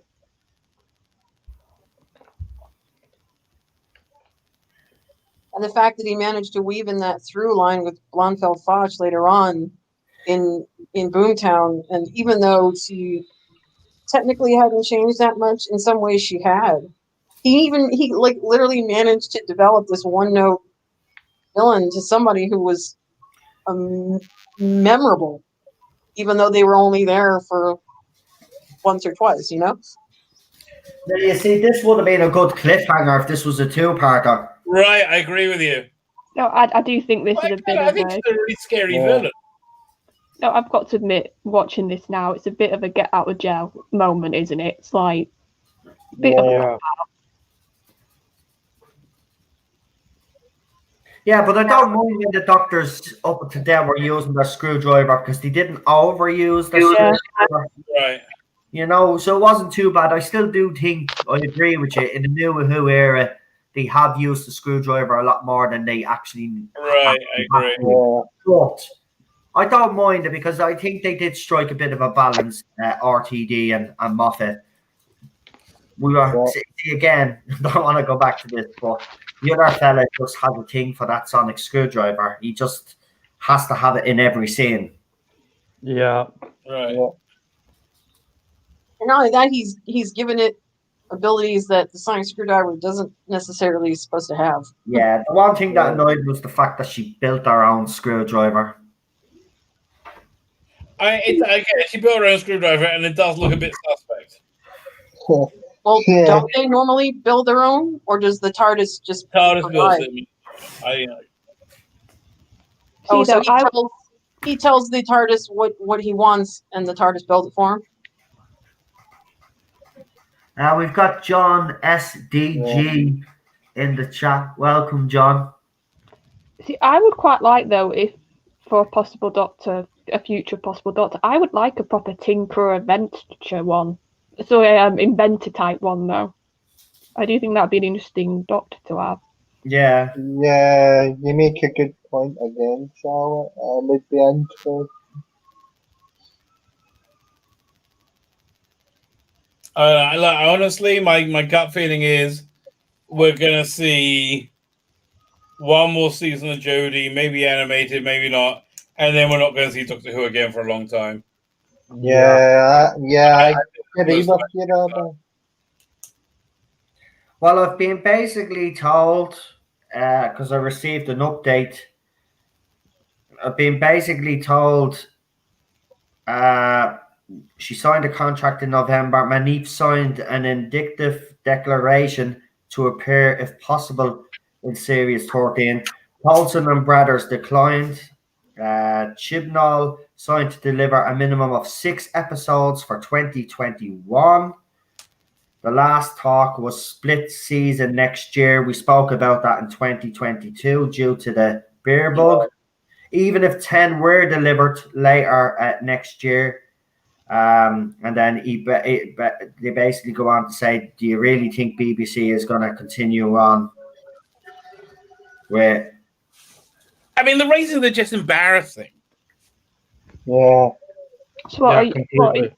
is you also yeah, saying? like I said, though, nobody knows what's really, we don't know, and at the end of the day, we all have different sources. Matrix Lord has his, Right, his sources obviously spoken. I've spoken to my source; they say different, but that doesn't necessarily mean that it's, as I said, we just have to wait and see. Nobody knows if Well, it we is. already know that the split season idea definitely didn't work the first time around. Yeah. Did it with when Moffat tried it. That did not work. Yeah, exactly. Well, it's because it's staggered, isn't it, when it's split? Whereas if you have here's our month, here's our weeks, it's going to be on telly. If you do a split, you're staggering it. You're not keeping it to a permanent yeah, time. but this era, Yeah. the more they have it on TV, the more it drops. Oh The yeah. longer it's on TV, the more it decreases. Oh, such a melt woman. Again, I just like the villain. I think it's clever. I like the alien. No, don't get me wrong. I do like the villain. It's just a feed me. I like it. I think it's hooey. I think he kills poor Mr. Magpie. Yeah. He Well, probably he won. did say he wanted peace. No, thank you. And also, like, I know Ali Pali. I've been there a bunch of times. Yeah, it's very famous, obviously. Ali Pali, I know, as I said, from the snooker. But they don't broadcast from there now anymore, right? Yeah, a little bit. Yeah, but it was like it's a real traditional place. It's like the Ed Sullivan Theater. Oh, in New yeah, York. yeah. That's got the Tonight Show now, I think. Right, exactly. Yeah.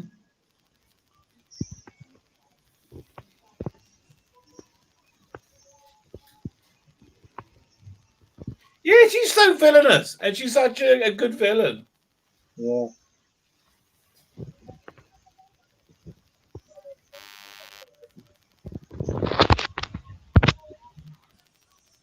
This is what you can do when your writing is stellar, your acting is stellar, your development is stellar. You don't need an overabundance of special effects. Right.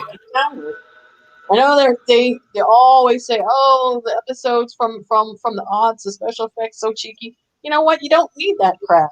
You don't need it. If your writing's good, your development's good, and your script is good, you can keep the special effects at a minimum, and it'll still be great.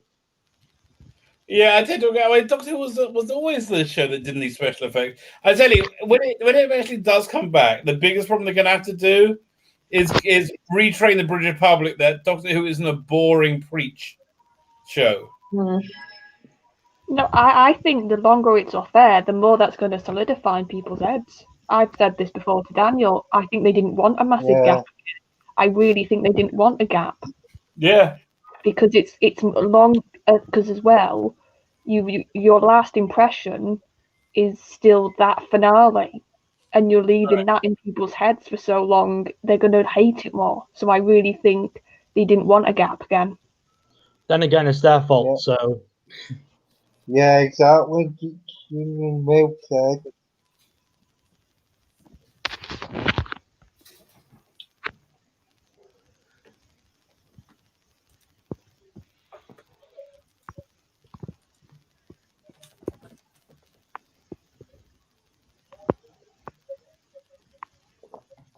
I love that. Yeah, as kind of clever.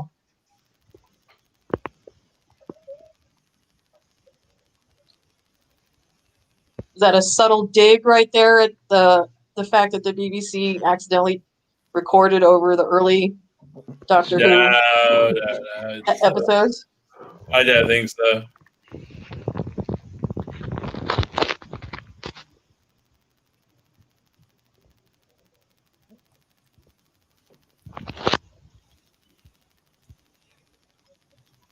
just love how he worked. You can go from happy to pissed off to just. I tell you, I am looking forward to hearing him with Tom Baker this month. Yeah, too. I'm getting that audio as well, Rabbi. Yeah, I can't wait to hear that. for that. Yeah, it'll be awesome. Did you guys hear that Jodie Whittaker is actually going to be in Time Lord Victorious? Have they confirmed that? God, please no. Well, that's what I read on Twitter, It's not supposed to involve her. It's only supposed to be 8, 9, and 10. Oh, Jesus Christ. What was that? What were you talking about? The Whittaker might actually be in Time Lord Victorious. No, they're trying to sell her shitty album, Annual, by putting a Time Lord Victorious his story in there. But, like, who cares?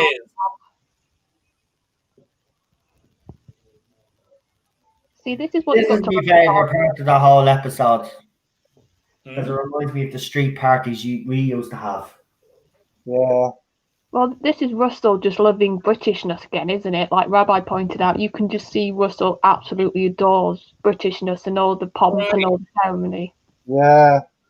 That's not allowed anymore. Oh no. I just love the cinematography in this episode. How, like, captures that whole feel of the vibe of what's going on. Everybody's happy, and this is one of my favorite scenes here because I love how this kid, even though this guy treats his mom like crap, he still finds some way to kind of forgive him and hope that maybe someday things will be better. Because at the end of the day, it's still his dad, you know? Yeah. Right. Yeah, and you've also got to remember Rose has got a really complicated relationship with her dad. So I think she's projecting a bit here because she's lost her dad and sort of is always yearning for him. So she's sort of thinking, you've still got yours, you can fix it and make it better, but at least you've still got your dad. Yeah. Right. This is how you do it. This is how you do it right. Yeah, it's so human. You know, it's really human. I love it. And again, this is what Russell T Davies excels at.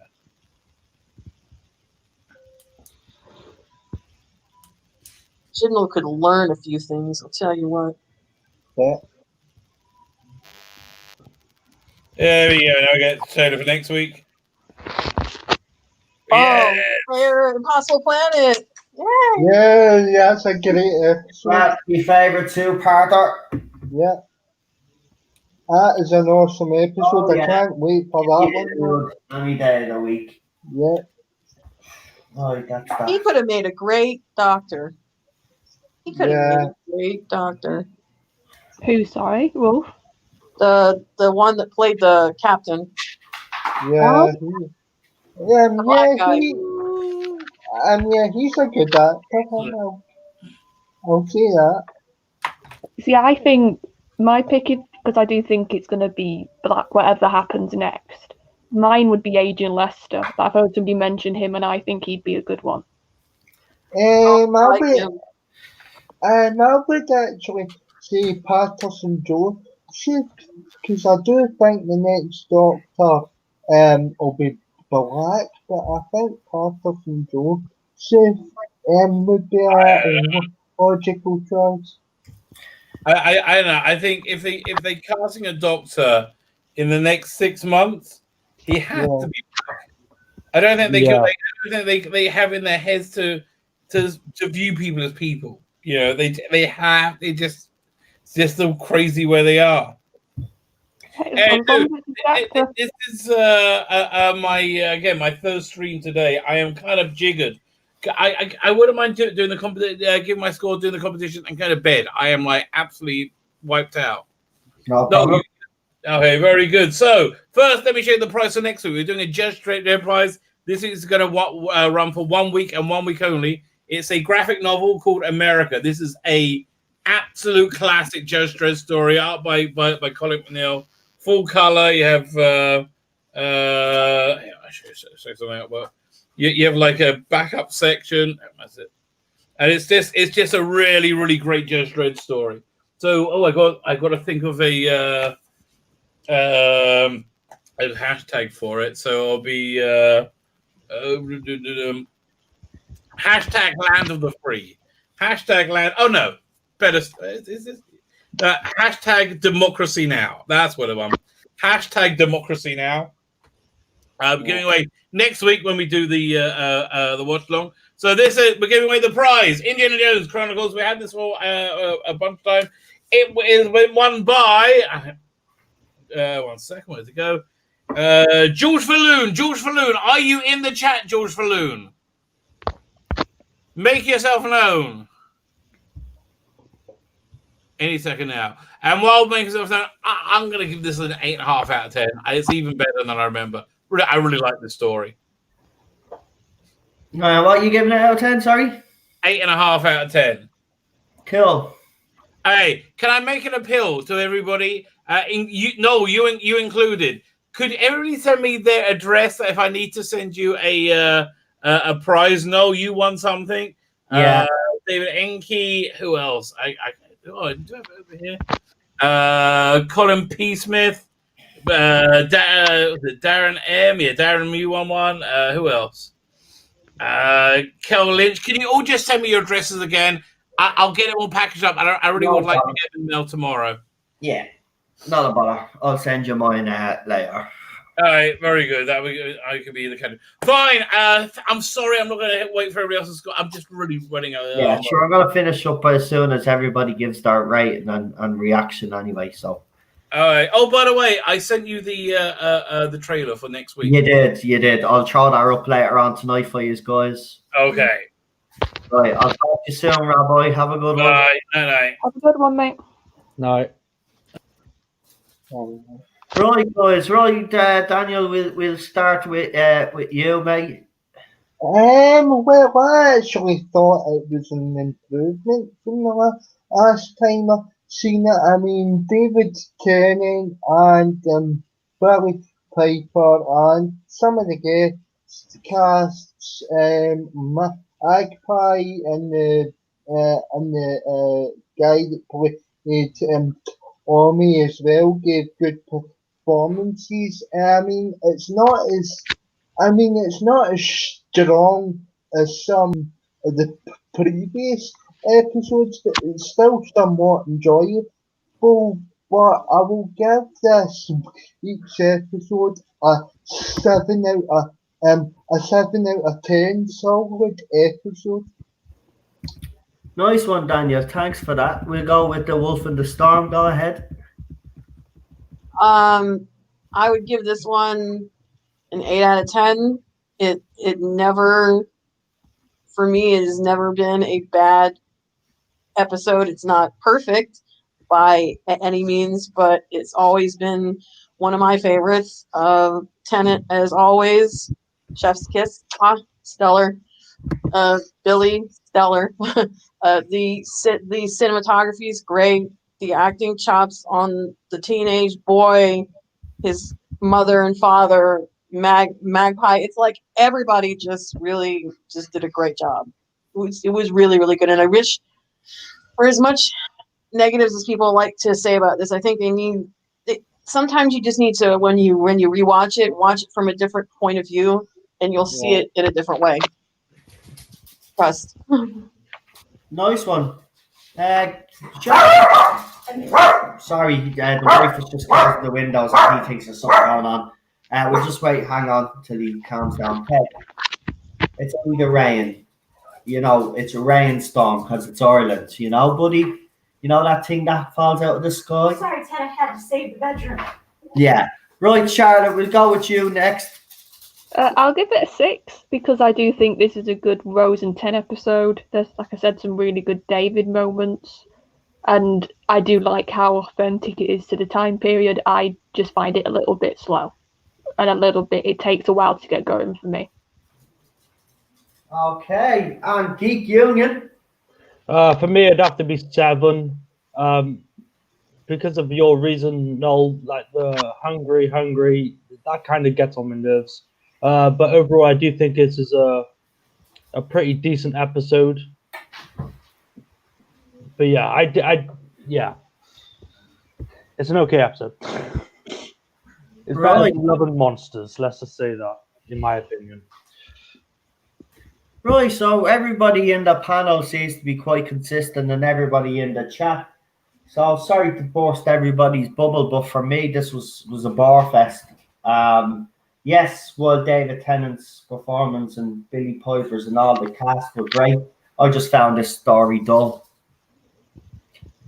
So for me, this is probably going to be the lowest rate I've given an episode so far doing these watch-alongs, but I'm going to give it a 5. There was just I just like the ending. That's fair enough. Yeah, that's fair enough. I mean, seriously, I'm not going to lie. I haven't changed my opinion since I first watched it. It wasn't an episode that I liked back then, and I still don't. I just don't know what it is about it. There's nothing that really excites me about it, to be honest. Like next week's one does, because there's proper tension. It's on a base. You know, there's stuff going on. It's actually scary as well. So, yeah, I wasn't a fan anyway. You knew that last week, so I'm not. Yeah. You know, it hasn't changed. I thought it would have, but it hasn't. I mean, first 5 minutes and I lost interest. I was still watching, but I lost interest, to be honest with you. I was just listening to you talking, to be quite honest with you. I think with Gator, sometimes he can either do really like scary and really atmospheric, or he does something which can be a little bit pedestrian for him. Yes, I agree, and I can get why people like this episode. I really do. I just personally don't. It doesn't hit the right notes for me. Yeah. That's why some of his Sherlock stuff is good, and then some of it is it's just very up and down. Yeah, I think that lowest score I've given it though. I maybe am a bit unfair, but I think 5 or 6 is probably about right for me this week. But next week now. Yeah, next week that 10 out of 10. Next 2 weeks for me, I can even tell you my score right now. Because 10 out of 10 for it's going to be a 10 for both episodes. Just this 2-parter. It is absolutely fantastic. And Tennant is brilliant in it. Rose is very good because Rose thinks she's lost the doctor and everything.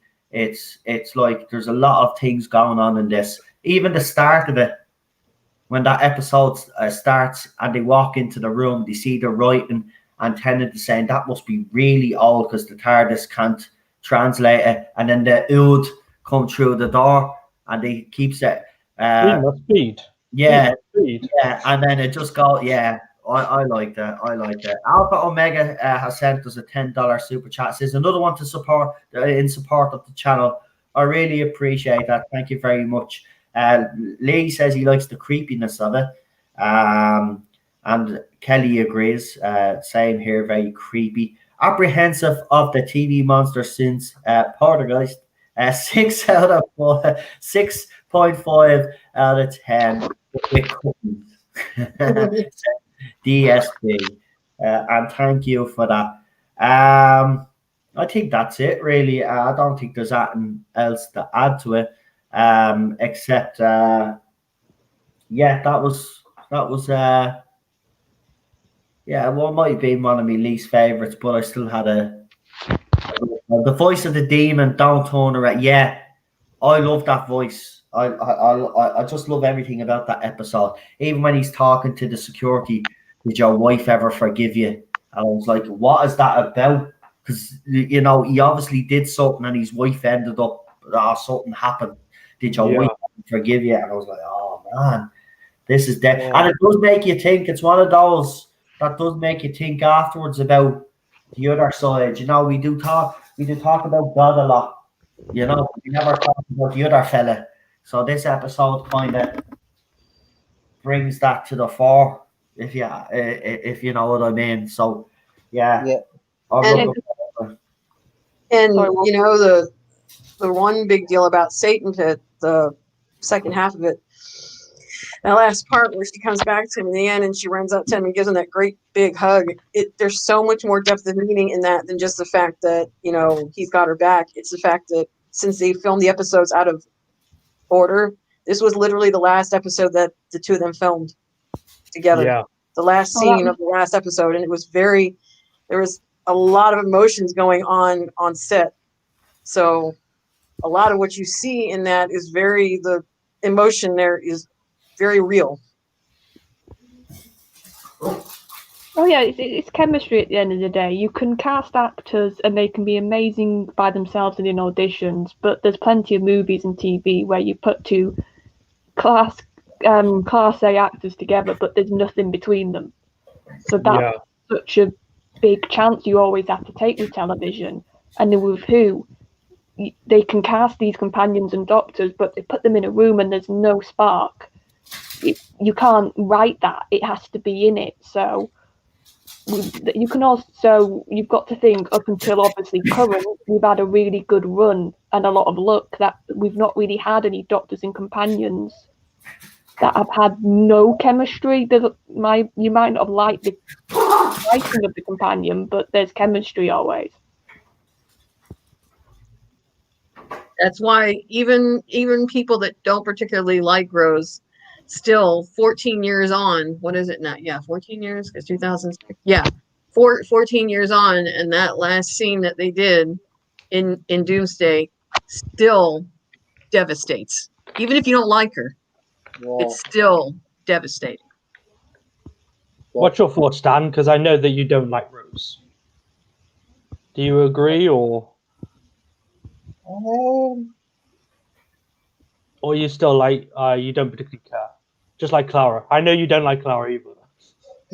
Well, yeah, I can kind of see the Wolf in the Storm's point though, but like I still don't really like Rose. There's an era selfishness about her, as you'll see in the two part finale,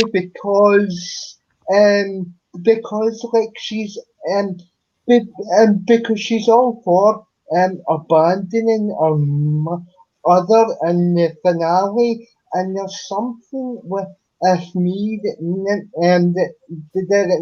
never actually sat right with me though. I thought that was actually selfish. Yeah. I would argue she's one of the younger companions that has been brought into the show. Even with Classic, most of the companions were like well into their 20s. She's relatively young, so she was still considered a teenager. So she has those teenage emotions, I guess. So she is a little bit. I mean, I never agreed with the way that she treated Mickey. Yeah, I believe that was a selfish move on her part, and if she had no desire to go back to him, she should have told him from the outset, so that, because she really did hurt him. Yeah. I wish that she hadn't. But as for Doomsday, I mean, unless, I know this sounds cheesy, but unless you've ever loved someone that much in your life, you can't know how much that can destroy you when you can't be with the one that you love. And he's just much better at hiding it because he's a Time Lord, and can't show it on his face, has to hide it, because the Time Lord must always be in pain. But she was special. Yeah. She was special. See, my main issue with Rose, like, I understand the naivety and the youngness and the love. It's the idea that she was shocked that there was people before her in school reunion. Yeah. That was my moment when I was like, he's thousands of years old, love. He would have had other people, either if they were friends or companions before you. That was the only thing with Rose that really got me. It was like, he's not been alone until you, even though he might have that persona a bit of the lonely god. I was a bit like, that got my wick with Rose. That's the main thing.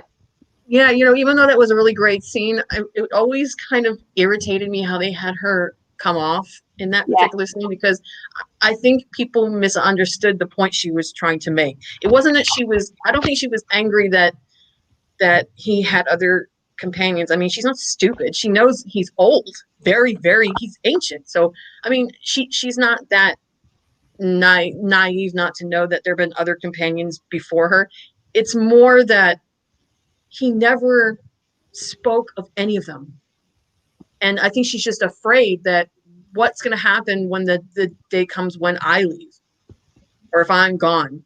Am I just, and is any presence of me just going to disappear, and he'll forget that I was ever there, and he'll never speak of me again?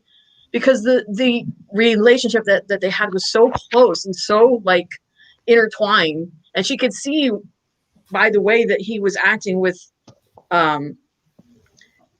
Sarah Jane, even though she didn't know the type of doctor who he was at back then, that they obviously had some of that same closeness, and yet he never said one word about her. So it was more like this fear that he would forget her.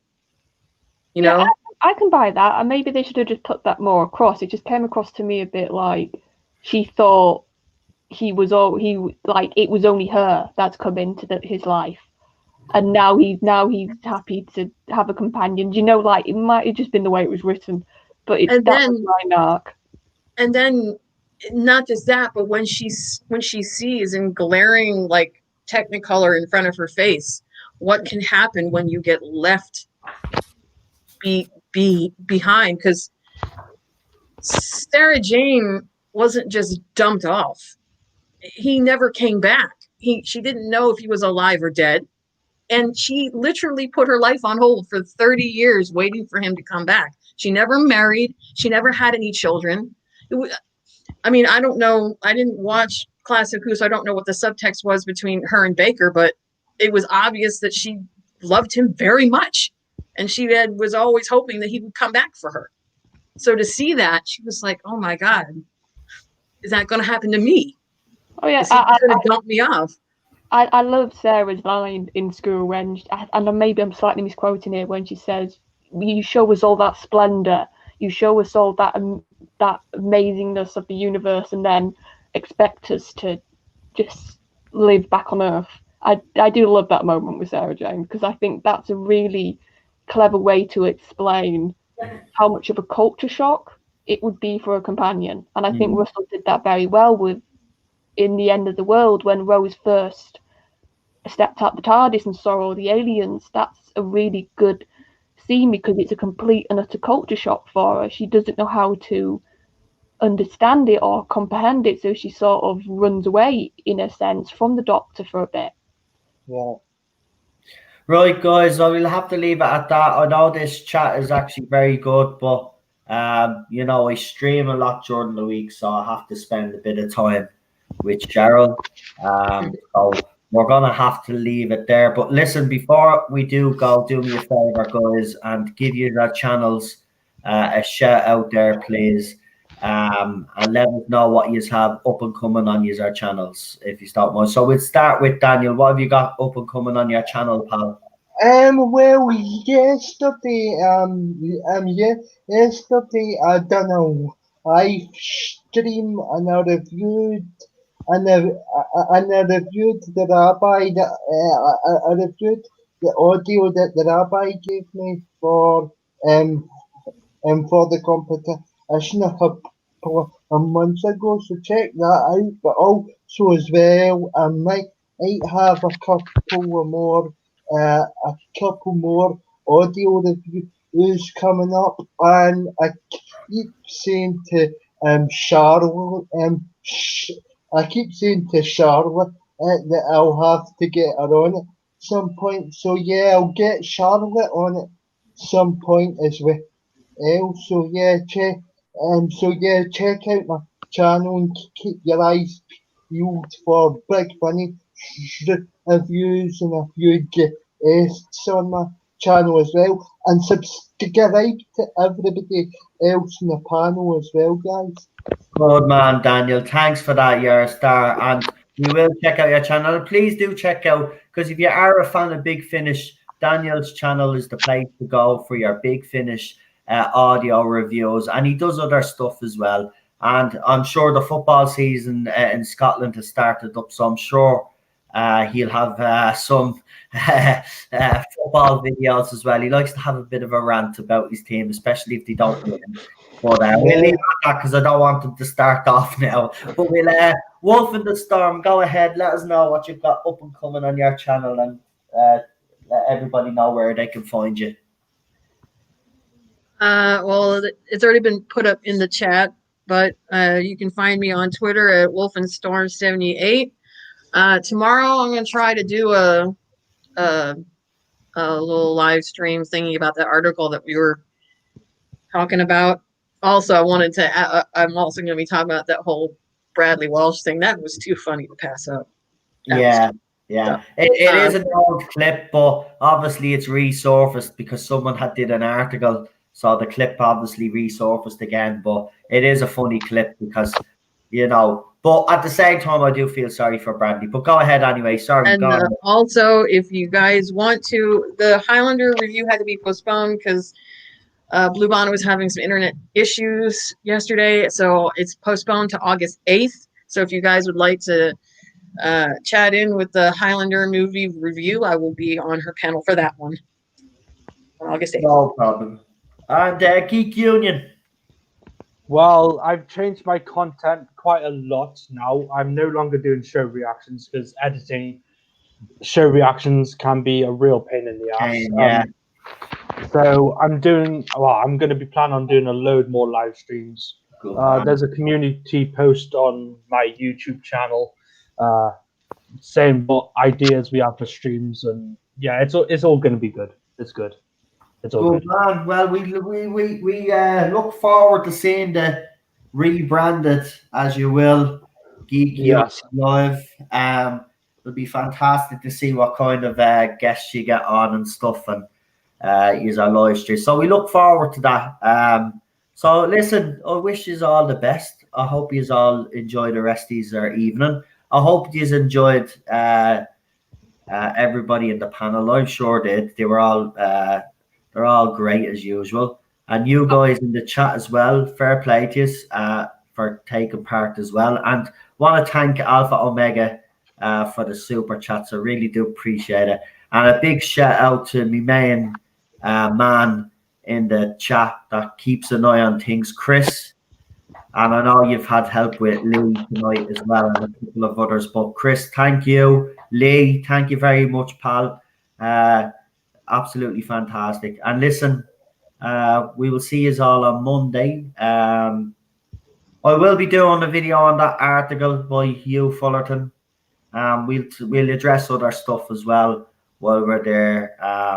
We might have a couple of guests as well. You never know. You never know on my channel. You know you ourselves. So listen, I'm gonna leave it at that anyway. Enjoy the rest. It's a bank holiday weekend here, so we have an extra sleep in. Lucky bastard. I know, yeah. So the rest of you enjoy work Monday. While I'm in bed asleep. Actually, that's every day. What am I talking about? Thank you for the invite, mate. Now listen, I'll have you back next week. Are you all available? Same panel available for next week? Yeah. Yeah, I'm available. Sure. Right, Yeah. grand then. Well, I'll have you our email addresses now, Charlotte and Wolf and the Storm and Geek Union. So next Sunday we'll do obviously the Impossible plan. This is my this is I'm going to be a lot more cheerful. I really I really tried to give this episode a chance tonight. It's just what I don't know what it is. I love. See, this is where you're going to kill me, right? Before we go, right, real briefly, I might hate that episode, but I love Love and Monsters. So there you go. Just go. Oh yeah, Love and Monsters is hated by most of the fandom. I absolutely love that episode. You're mad. Well, there you go. So there, see what I mean? Different taste. Daniel, does that sound familiar by another episode? Oh, Jesus Christ. Are you going to... Come on, it's not that bad. but Charlotte, are you going to bring up why you enjoy your hurricane? And because that was hilarious, son. I was in stitches. Yeah. It's so bad it's good, mate, and we'll leave it at that. Well, listen, we all have your secret pleasure, dirty pleasures, as they say, Doctor Who episode. Yeah. Stories. And Love of Monsters is mine. And then there's this episode on Torchwood that's actually similar about the alien ball that the kid has. And sure. Yeah, those two episodes are very similar. Daniel, watch those two, Love and Monsters, and that episode right after it, and you'll see that they kind of have the same feel. So it's actually, I'm telling you, Love and Monsters not as bad as people make it out to be. I love Linda. Yeah, I'll give it another go. Yeah. Right, folks. I'll see you all later, panel. Thank you. See you all next Thank you very much, Noel. Bye. Sure, I'll see you on Twitter and stuff, or Parler, or whatever it is during the week anyway, yeah? Yeah, Right, see you folks, soon. chat. Good night as well. I really appreciate all the support. Love you all. Good night. Bye.